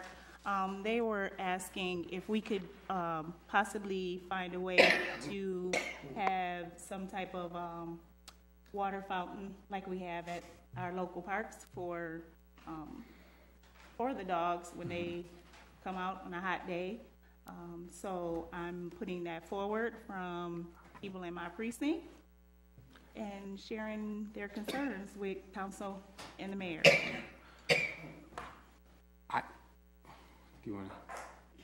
And I do have some pictures, I didn't bring them with me today, of what I have gotten that looks like a human water fountain with a doggy water fountain. Okay. So What I would suggest, just for time's sake, I would just refer that to probably Jim. Yeah, we can refer to Jim and just see back with some ideas possibly what we might be able to do. I know we've had some issues recently about connecting into the water system that doesn't go into a house, and some of what's not being allowed anymore, but I'm sure we can look into that. And then just also the nature of that site. You know, I was thinking about, if we're digging. Right, we may not be able to dig on that site. Yeah, correct. yeah. well, just as long as I have something to take back Okay. to people, I'm fine with it. Okay. I'll pass it on and see what we can get for the next meeting. Okay, thank you. Item J, a discussion of Project Rising Tide. Councilmember Lawler placed this on, so I'm going to just kind of refer it back to interim manager Kip, just to give you want to give update on the update. Operation Rising Tide is moving forward now. Currently, there is a Facebook page dedicated to this. On that Facebook page, you'll find the 5 different groups in the specific areas that we're working towards, and you're welcome to join those groups. I do not have the address for the Facebook page in front of me, but there are plenty of connections both on public safety's or the city's website and the city's Facebook page as well. And it's been shared by numerous other people. So if you're interested in being part of Rising Tide, the important part is to go there initially, look for the groups. If you're interested in those groups, there'll be meeting times when you can meet for those groups, so. Yeah, and the groups are housing, infrastructure, post-industrial sites, which are basically just factory sites that need to be demolished, healthcare and wellness, and then also workforce development and training. Councilmember Lawler. Thank you, Mayor. Can you explain to us the requirements that the government, about how these committees were formed and just what they expect? So, from my understanding, Project Rising Tide is a 2-year project where the state basically assists, they kind of basically rev up their already available tools and resources and kind of focus it really on one community in this region to help us move forward. Other communities have used this to complete the redevelopment ready communities certification, but because Albion's so far along in that process, we're having a non-traditional use of Rising Tide to kind of address issues. When Governor Snyder came down, we had the panel with him, and a lot of concerns were raised, and so the state liaison that we had took notes, detailed notes, and basically compiled all the concerns. Because the city is in the driver's seat, but there are some things where we have to kind of follow the state. The directive that I was given was that there needed to be a steering committee, and I guess in most communities that's usually kind of what I would say kind of key institutional players or stakeholders. So we're talking about Planning Commission chair, DDA chairs, EDC chairs, school district superintendents. So I think a number of those kind of check boxes had to be checked for those different individuals. So our state liaison selected the steering committee, and I can't quote them all by name right now, but selected the steering committee, and then what the next part of the process is, the steering committee basically chose which of those 5 areas they wanted to lead on. So I'm working with, let's say, housing and workforce development. And so we're going to have, in the next probably 2 weeks or so, an initial meeting to plan, and then there will be after that a public meeting where any resident who's concerned about any of those topics can come and get involved. So, for example, the subcommittee on housing, I know there's currently an effort underway to deal with like senior housing. So the people who are working on that will be able to come and contribute to housing. So it's going to be open to the public. And then what's going to happen is once the public has said, okay, for example, under post-industrial sites, we need to do something about union steel. That's like our #1 priority. Then what's going to happen is the steering committee people, leadership is going to go back to the state and say, okay, what can we do to plan for, what kind of grants or creative uses of state funding could help us do that. Councilmember Lawler. Thank you, Mayor. So I know that we had talked about bringing the people that we had at this meeting when the governor came, bringing them back to the table. Is that still an option? Is that option taken away? Could we possibly let the public know that we are going to do it, we're not going to do it? The panelists will be able to participate when they have the forms on the different subtopics. So whatever they are interested in, they'll be able to go? Yes. Okay, thank you. So any further discussion? Councilmember Barnes. How much of the finances from Project Rising Tide has been dispersed to Albion? There is no there's no pot of money associated with the program. I think how it works is if the state, so for I think it was the ICE grant, right? Similar to it would be similar to getting the ICE grant. I mean, some of the grants that we've been able to get that we were turned down initially for are coming to fruition as a result of Project Rising Tide, but there's no money specifically directed towards that. It's about help from those government agencies in giving us the direction on where to go with these projects. Yeah, Councilman Brown. Okay, my understanding of Rising Tide is, in order to be eligible for those grants, which is money and finances, that's what I'm saying, those entities have to collaborate in partnership to be eligible to receive those grants, correct? I think usually what would happen is, so for example, we had, and she's passed away, but I don't know if you remember Rosalind Jones, who worked with the city for the master plan process, which was one of the requirements for the redevelopment ready community certification. If we had not started that process, what the state would probably do is assign her to do our master plan for free. So it would be basically, it's not so much giving money, but it's more about, okay, these are the grants and types of programming we have, and we're basically kind of put at the front of the line when it comes to consideration.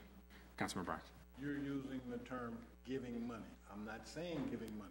I'm encouraging anyone who wants to network and collaborate should get their name to the table. These grants will be dispersed through networking and collaboration. I don't know what term y'all want to use, but the money will circulate. Thank you. Okay. And anybody who doesn't have access to Facebook or the internet to join these groups, please feel free to contact my office, and we will make sure that information is dispersed to you in a way that you can get that information. Okay. Okay, item K, which is discussion of Code of Ethics Ordinance, Councilmember Brown. Thank you, Mayor. So at our last council meeting, there was a consensus of council that we wanted to go ahead and work on a code of ethics an ordinance to adopt at a later date. I think Attorney Harkness put these. Did you put these in our packet? Yeah. Thank you. Yeah. Attorney Harkness found a few ordinances from some cities in Michigan, which I think gives us a good start. For the sake of time tonight, though, I'm wondering if council if we want to schedule a work session to flesh this out and create our own code of ethics ordinance, or if we want to do a subcommittee to come back and report to council. I think we probably just do a study session. Do we want to schedule that? Yeah, we could do it for future agenda items. Okay. And so just to follow up, because also thank you, Attorney Harkness, for the samples. I know that Attorney Smith also gave one, I think, from Albion, but I don't know if that was distributed. But we don't have a code of ethics right now in the code of ordinances, so I think it'd be helpful. And we'll schedule the study session so we can go through this and kind of hash that out. So, okay. Item L, which is the final item for individual discussion, which is just a update from the subcommittee which council established, which was Councilmember Reed, Councilmember Lawler, Councilmember Spicer, to discuss rental certification. And I'm just going to ask Councilmember Spicer to give us an update, if you like. Thank you, Mayor.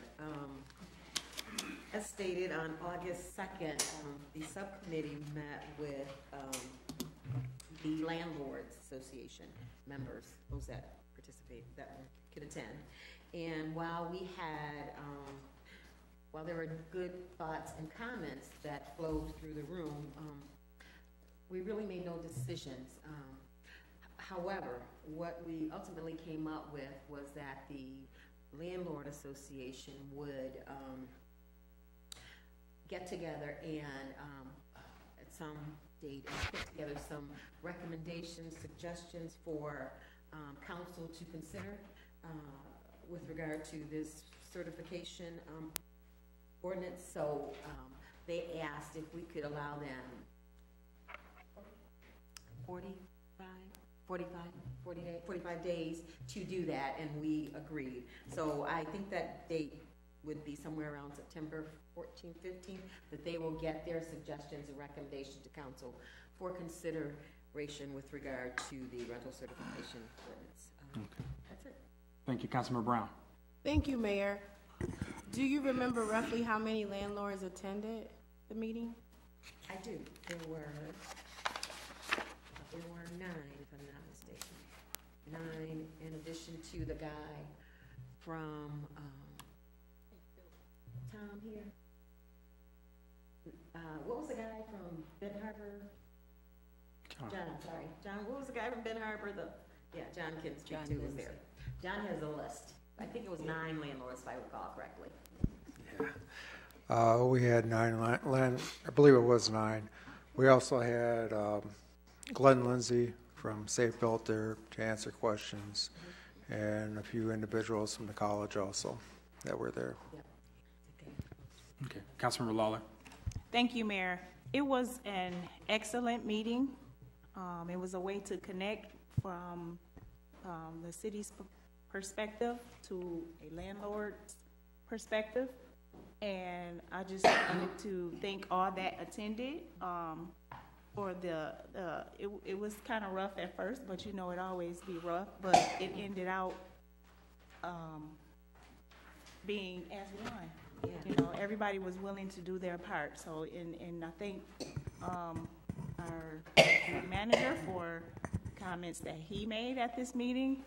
They were awesome, right on point. He did share his experiences as far as going to people's houses from his perspective.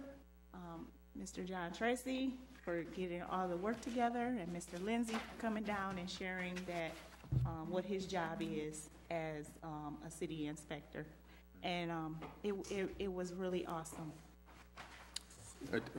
Yeah, there were a lot of great ideas that were given out by the landlords as well as the members of the city council in the city.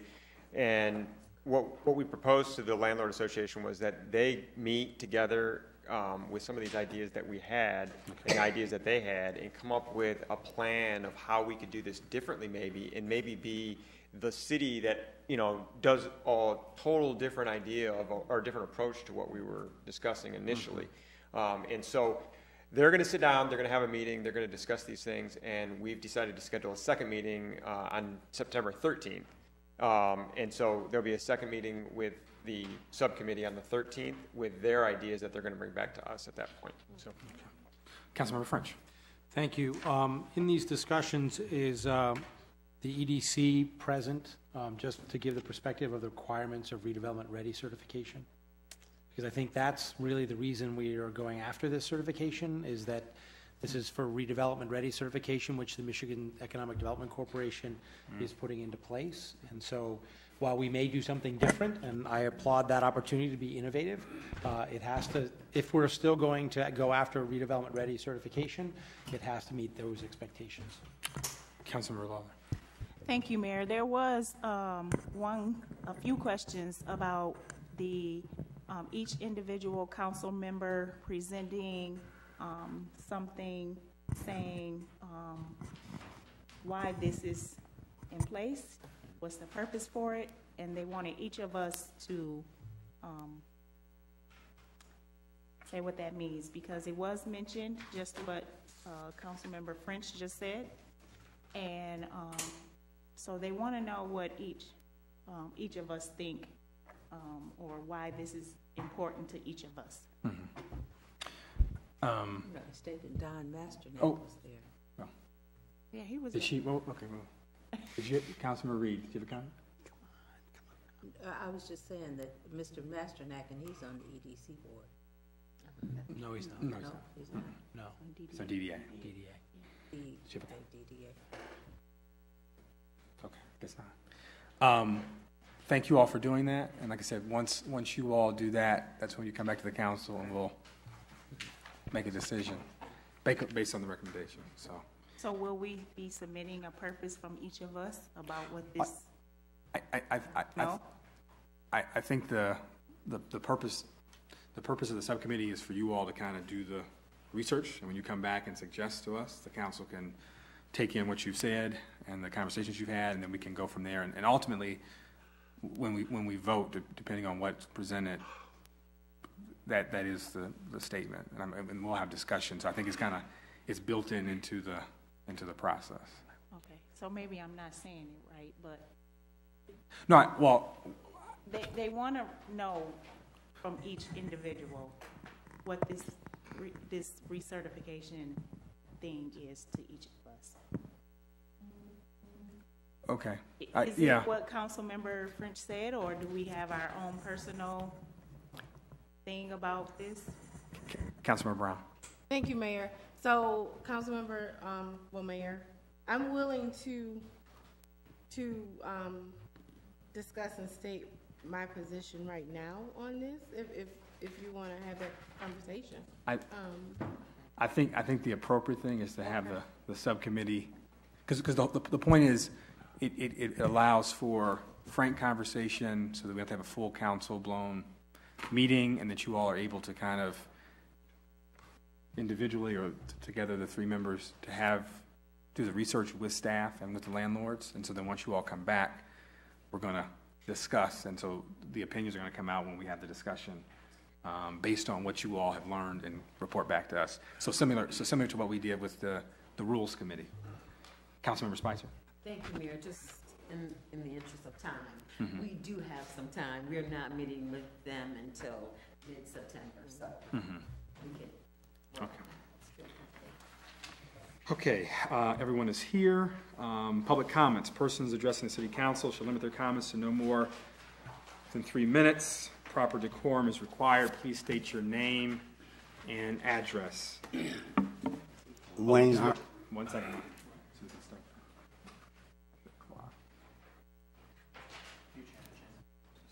Oh, I'm sorry. Did I? Oh, yes, I did. I'm sorry. I apologize, Mr. Arnold. 1 second. I'll hold it. I was trying to get it off for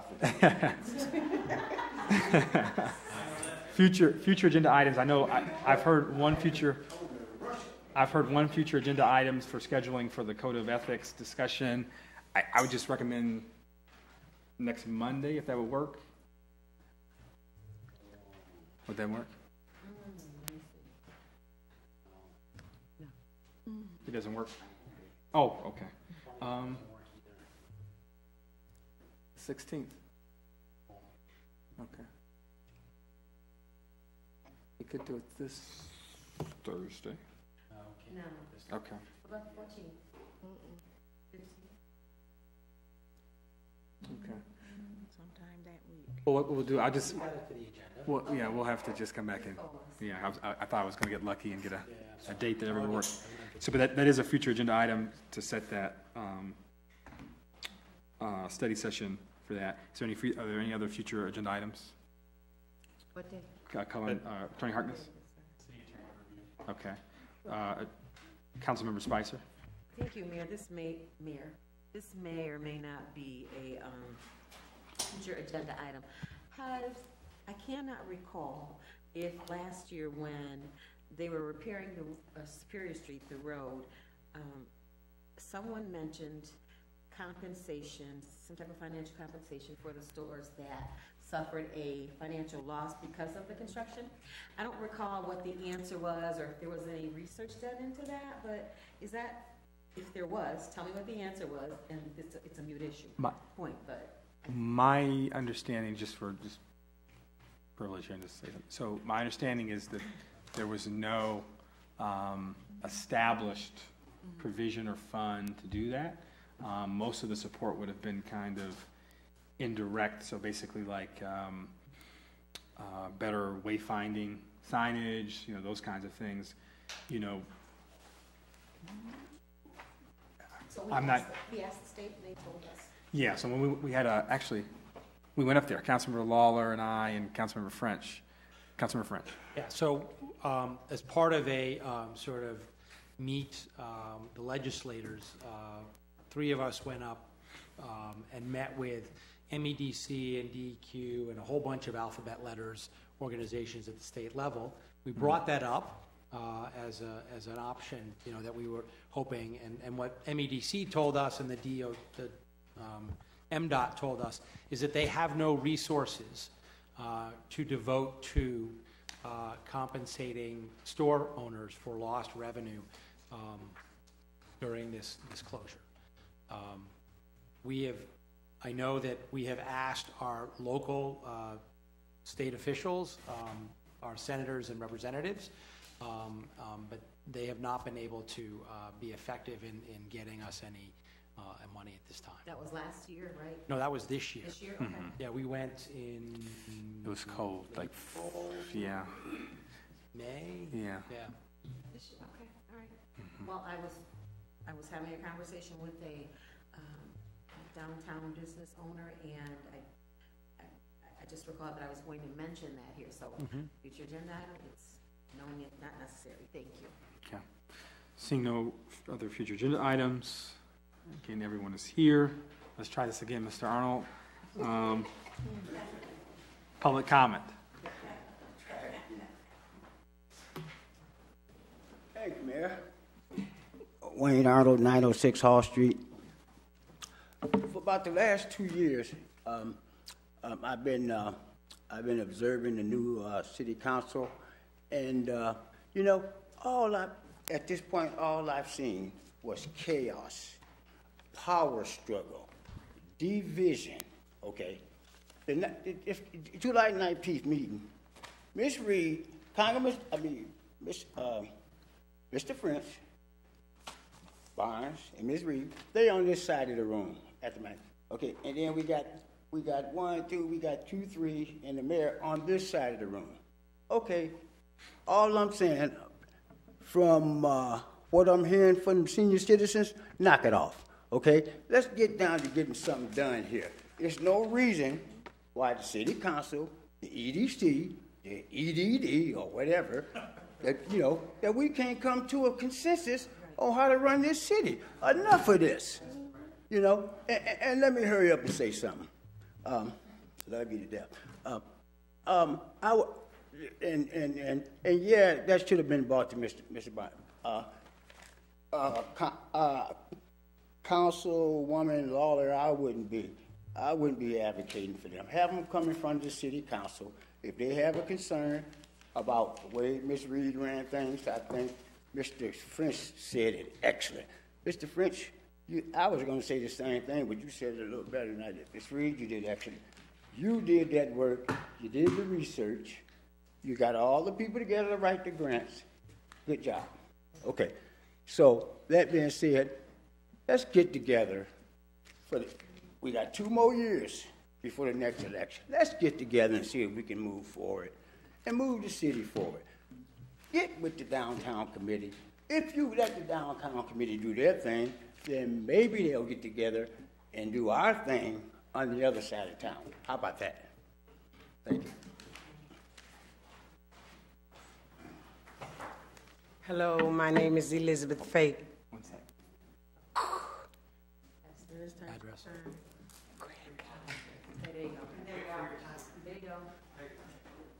My name is Elizabeth Faye Craig, and I live at 802 Austin Avenue. And I come before the council members because I myself cannot approach my own representative. And it's regarding the Housing Commission. I have a brother that lives in the Housing Commission and multiple friends. And one of my good friends received a letter today stating that I am barred from the Housing Commission projects, and if they see me or hear me up there, that I will be fined for trespassing. Well, I knew nothing of this, and it's because of my precinct representative has falsely accused me of harassment. So I need to know, my understanding is that you guys picked the board for the Housing Commission. So I need to know, who do I go? I want to go beyond the board, not you guys, but the Housing Commission board. I need to know, who do I contact for these false accusations, because they never contacted me. I knew nothing of this until I received a phone call this evening, and I'm up there every day. So had I not known and gone up there and Mr. Barnes called the police on me, I'm going to get ticketed for trespassing. So I need to know, who do I contact?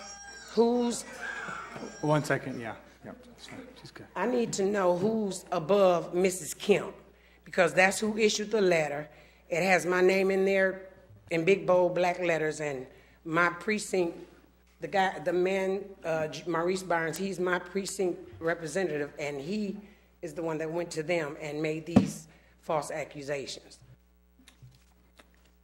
Well, I should say, and my bad, so public comment is for public comment, so we don't respond now, but we. Okay. Yeah, but thank you. Thank you.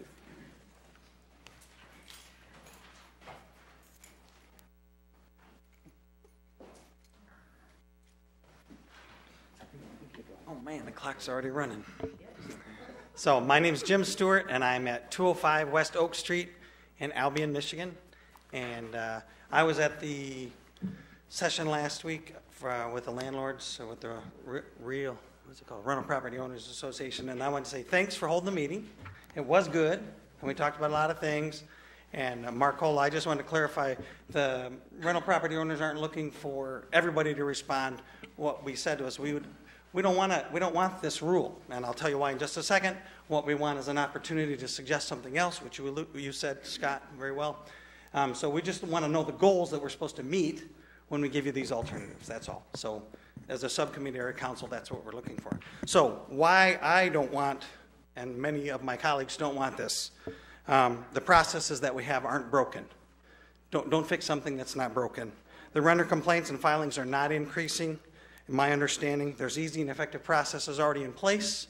Let's use those, and let's use them effectively. We don't need more rules. Second, the planning, building, and code enforcement increased workload. Not a good idea. There's 1,320 rentals in Albion, 220 work days a year. You do the math, that means they got to process 3 certifications every day, which is probably 40 to 60 minutes each. It's 6 registrations a day at 20 minutes each. We're talking 4 to 6 hours every day to process these. Let's not introduce that. Albion taxpayers will pay for that. Existing work such as observation will suffer because of that, and that may stop other things from moving forward. Let's not do that. Third thing, expensive for small business owners and landlords, of which I am one. Annual registration, if we guess that it's $50 per unit, that's $66,000 for 1,320 rental units in Albion. That's a biannual inspection, $100 a unit, if we guess that. These are just kind of things that are like other things. That's $66K per year on average. That's a total of $130K per year. In my mind, that's conservative. So I don't want 132 or 200. It can go higher or lower depending on what you guys set. I don't want that going out of the city every year because that's money that we can't reinvest in those properties. And that's all because, in my mind, if I understand the purpose, that's for money we may be able to get. No, thank you. Let's not do that every year to the people that are already doing it. So, fourth thing, housing availability will decrease, gentrification will increase. We'll pass those, the landlords are going to have to pass those costs along. Some of the units will be out of commission for a period of time. They won't be available for people to live in. Less unit availability meets our already problem for housing, so we have less available. For some landlords, it's not going to be a viable business. We're one of those. Properties go back to the bank or on the market, so our landlords are going to invest somewhere outside of Albion. Rents are going to go up further. Landlords from out of town will be doing it. That's where we get the gentrification. So I'll stop right there because I was almost done anyways. Thank you.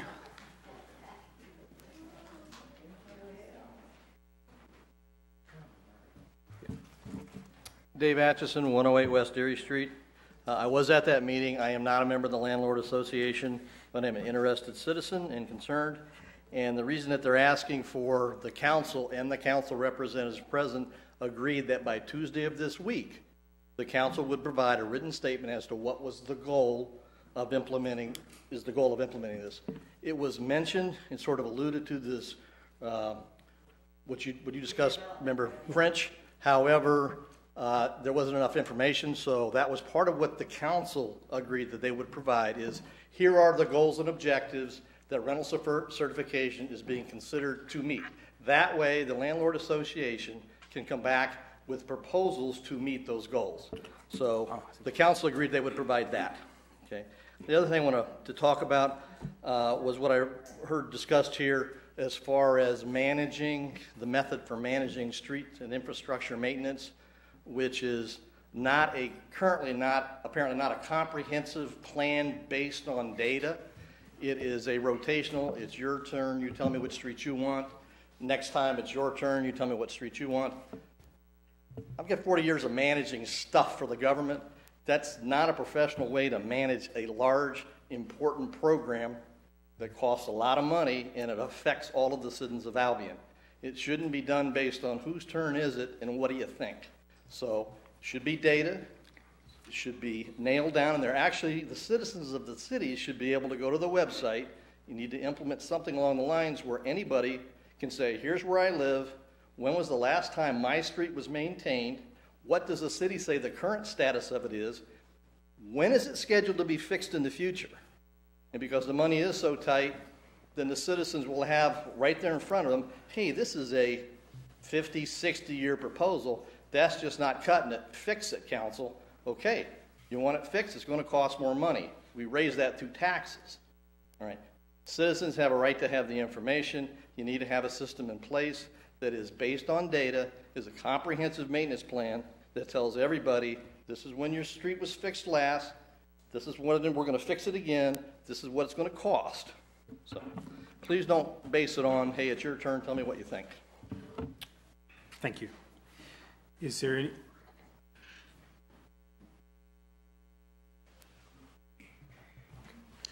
Hello, Ronnie Sims, 710 West Erie Street. I wanted to echo the comments from Brother Wayne Arnold that enough is enough with the shenanigans that are going on with our city.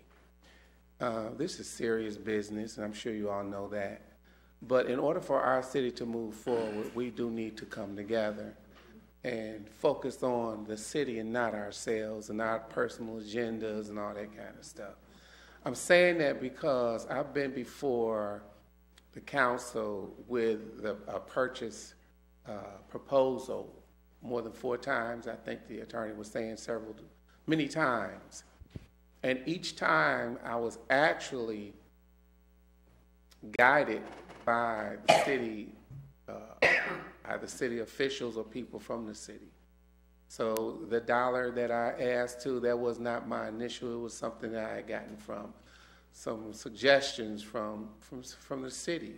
So it's not like I was trying to take advantage of the city. I just want my community to look nice. And when the city cuts that, they just cut it. So all kinds of debris is left there and I have to go and pick it up. For 2 or 3 years, I took care of that property myself with the other the guy. He works at the car company now. We worked out some agreement. But that's what it's all about. And I want to I want to say to the council, as you're moving forward, to come up with a plan for future purchases, city property, that you live by the rules that you make, because then you say, well, we want to put some stipulations on if somebody buy it, then they got to do this with the property and keep it up, when you're not keeping up the city property that you own now. Behind me looks like I live in the Amazon, and I don't know what's going to come from behind those bushes each time I go out there, try to walk around or just go out in my backyard. And I was told that, well, the city doesn't have any money. Well, definitely it does not look good in the back. So don't put any stipulations on anyone to buy some property and you got to do this within a certain amount of time and the city's not taking care of their own property. So again, let's just get serious about moving this city forward. And if there's anything that I can do to help with that, feel free to contact me. Thank you. Thank you. Is there any further public comment this evening? If not, I'd ask our County Commissioner, Gary Tompkins, to come forward. Mr. Mayor, council members, Interim Manager Kipp, Clerk Domingo, residents of the City of Albion, and the folks watching this evening, good evening. My name is Gary Tompkins, and I'm your County Commissioner. It's great to be with you folks this evening. I want to take a moment, if I could, and elaborate on your question regarding the compensation for the downtown merchants. As a matter of fact, I had several conversations with Senator Knopf's on that very issue, and one of the things he tried very hard to do is try to work with the MEDC to see what might be available to them to the merchants, because again, the merchants have suffered significantly to no fault of their own, having to re-brick that yet again. So it's something that I started off with last year and has continued that approach, because again, I don't think we should quit in that aspect. And I know Councilmember French, you said you'd had the conversation with the MEDC, I believe, and MDOT as well. One of the things I found is sometimes those organizations will give you that speak, if you will, and sometimes it's worthy to go to Senator Knopf's or anybody of your local representatives to try to push it up the ladder if you can. So just wanted to elaborate a little bit on that as well. Also wanted to take the opportunity to talk a little bit about the downtown street again. As a matter of fact, interesting enough, I had a downtown merchant about the middle of July come to me and ask me regarding the extremely slow pace that the bricklaying was going on at that point in time. So again, I took the opportunity to contact our great Senator Knopf's, who subsequently talked to the MDOT, and I don't know if necessarily, but I have seen it seems to be the pace has picked up significantly, so I think it's opportunity to certainly thank Senator Knopf's for his involvement in that. But one thing I've always found is if you're not satisfied, you take it up the ladder as far as you can take it. So whatever we can do to make sure that process gets done, because that street needs to be done so that the merchants can begin to move on with life as they had been. So just again, a couple things real quickly regarding that. Get off that and say CNC Landfill, which is located in Convis Township. We, Calhoun County, had partnered with them on a recycling center pilot program, which began today. As a matter of fact, basically what it is an additional location for residents. I know in Albion you have a recycling center, as well as Calhoun County also has one in Marshall as well, but it's an opportunity to take your recyclables, if you will, to an alternative location, up to a 96-gallon container, if you will, for the recycling center, and it's an opportunity, again, just for an additional site free of charge. Moving forward, my monthly newsletter is always available to those folks that are interested. Most of you folks do receive that newsletter. Oh, wow. Okay, I was going to say, you got me. I looked at that number. But please drop me an email if you're certainly interested in receiving it. Hard copies are available at the Albion District Library. As you had the discussion, again, Councilmember French brought this up this evening. In page 3 and 4 this month, one of the things I talk about is in Calhoun County, we're required to do what they call an Act 51 reporting mechanism to the state of Michigan to determine the amount of money we receive from the state and also what our expenditures are to the state as it relates to the road department. And one of the things, and if you'll notice over the past several months, I focus significantly on roads because it is a major factor, no different than it is a municipality or whatnot. But the bottom line is regarding to Act 51, it's an antiquated, it's an old system that needs to be done. The formula is old, it needs to be recouped, not only for county, but for municipalities as well. There's many streets of folks that you folks are dealing with on a daily basis, and as we all are. And again, as long as we have to continue to keep that in the top of each and every one of our state legislators' minds, we need to make sure that we do that, and hopefully we can do that. And in addition to that, referencing Chief Kipp there with regarding on page 4, I believe, I also talk about the amount of cost it is for resurfacing and actually reconstruction of roads. In essence, we talk about reconstruction could be as much as $2 million a mile, depending on the base, et cetera. So it's a significant cost, and obviously you folks being under the guise of Act 51, you're only going to get so much money based on what the state provides right up front. So, and then on page 5, I also provide an information on a program through Calhoun County Health Department for potential free eye exams, vision screening, and hearing aids for seniors. Again, this program, and one of the reasons why we're really marketing this program out is because it's underutilized. A lot of folks aren't taking advantage of it. So if you know anybody, any seniors that have a need for a hearing aid or vision or any kind of free glasses, have them contact the Calhoun County Health Department, because it is a free service, and they may have an opportunity, if they qualify, to get some free glasses or some free hearing aids. So again, and then I'll just finish up real quickly.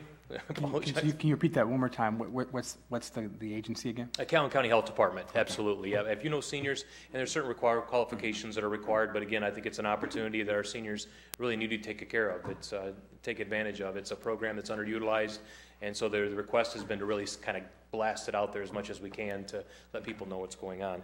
And then finally, if any of you folks weren't there last night, I will tell you that Swing at the Shell with Thornetta Davis was absolutely amazing. She is amazing. She's an amazing singer, so that was awesome to be there last night.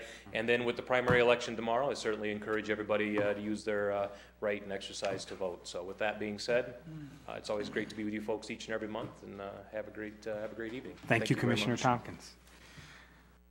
Seeing no further public comment, City Manager's report. Well, I'm pleased to report that on July 27th, we received notification that Albion has been designated a trail town by the North Country Trail Association.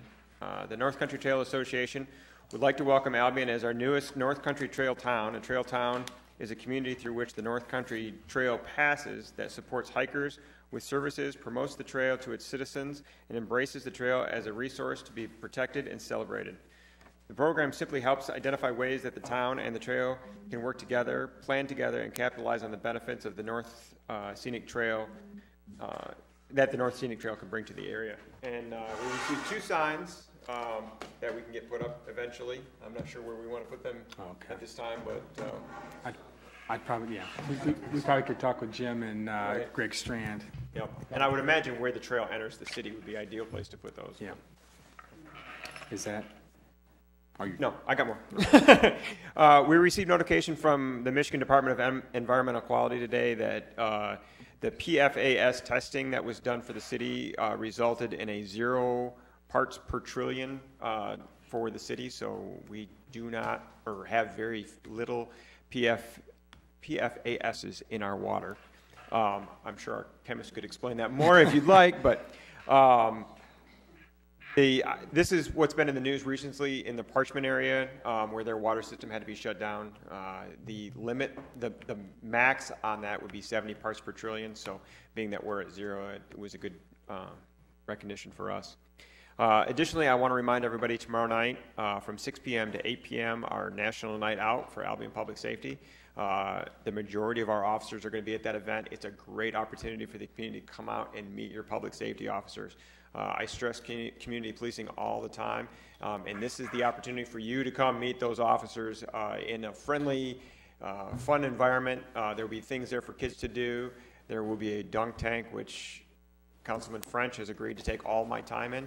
Only part of it, only part of it. But anybody else who's interested in being part of that is welcome. Please let me know. There is going to be some hand painting of patrol cars for the kids. I've been assured the paint will wash off. There'll be a bounce house. But this is really about the community coming together in an event to celebrate the safety of our community. And so I encourage everybody to come out. Okay. Oh, where? Victory Park tomorrow night from 6 p.m. to 8 p.m. Okay. Council member comments. Councilman Burns. I'd like to sincerely apologize to the citizens throughout Albion and the surrounding region and the entire council. My actions, behavior, and attitude were inappropriate at the last regular city council meeting. I'm asking everyone to please forgive me. I am so happy that the council has decided to look towards putting some ethics into council. I have talked to Chief Kip and as the interim city manager, and he said, well, you know, the police officer has to take drug tests, they have to do X, Y, Z. My life in the projects is an open book. Anything that I do, I'm willing to take responsibility for. I have conferred with Chief Kip over the years. At any time he wants to drug test me, whether I'm at Highland Park on a Sunday, he can come get me. And if he needs to attest to that, he can. I'm going to stand up guy, I'm going to take responsibility for everything I've done. My wife and I had planned on moving out of Albion, and I wasn't going to seek re-election. Some concerned citizens came to me and asked me to run. Some other professionals asked me to run. I did not want to run. I wanted to move on. However, I think the direction of Albion being progressive, I'm going to stay and seek re-election. And I'm so happy that there's another opponent, because the citizens will get a chance to choose. And concerning an election discussion, my desire is that all public officials take responsibility for their actions, especially when it is reported that a public official may have crossed the line concerning ethical, moral, and legal responsibility of office. Thirdly, I am totally distressed concerning some alarming allegations sent to me Sunday. Due to the seriousness and vile nature of these domestic abuse and sexual assaults involving young girls, I have provided the information to the proper authorities and the matters under investigation. And that's it. Thank you. Any further comments from council? Privilege, please. Okay. Just want to remind everyone that I guess I'll allow the clerk, if she'd like to comment, just election details for tomorrow, time, and Polls are open from 7 a.m. to 8 p.m. okay. At the 3 polling locations in the city. So, is there any further comments from council this evening? Motion to adjourn. Is there a second? Second. All those in favor say yes. Yes. Yes. Thank you. This meeting is adjourned.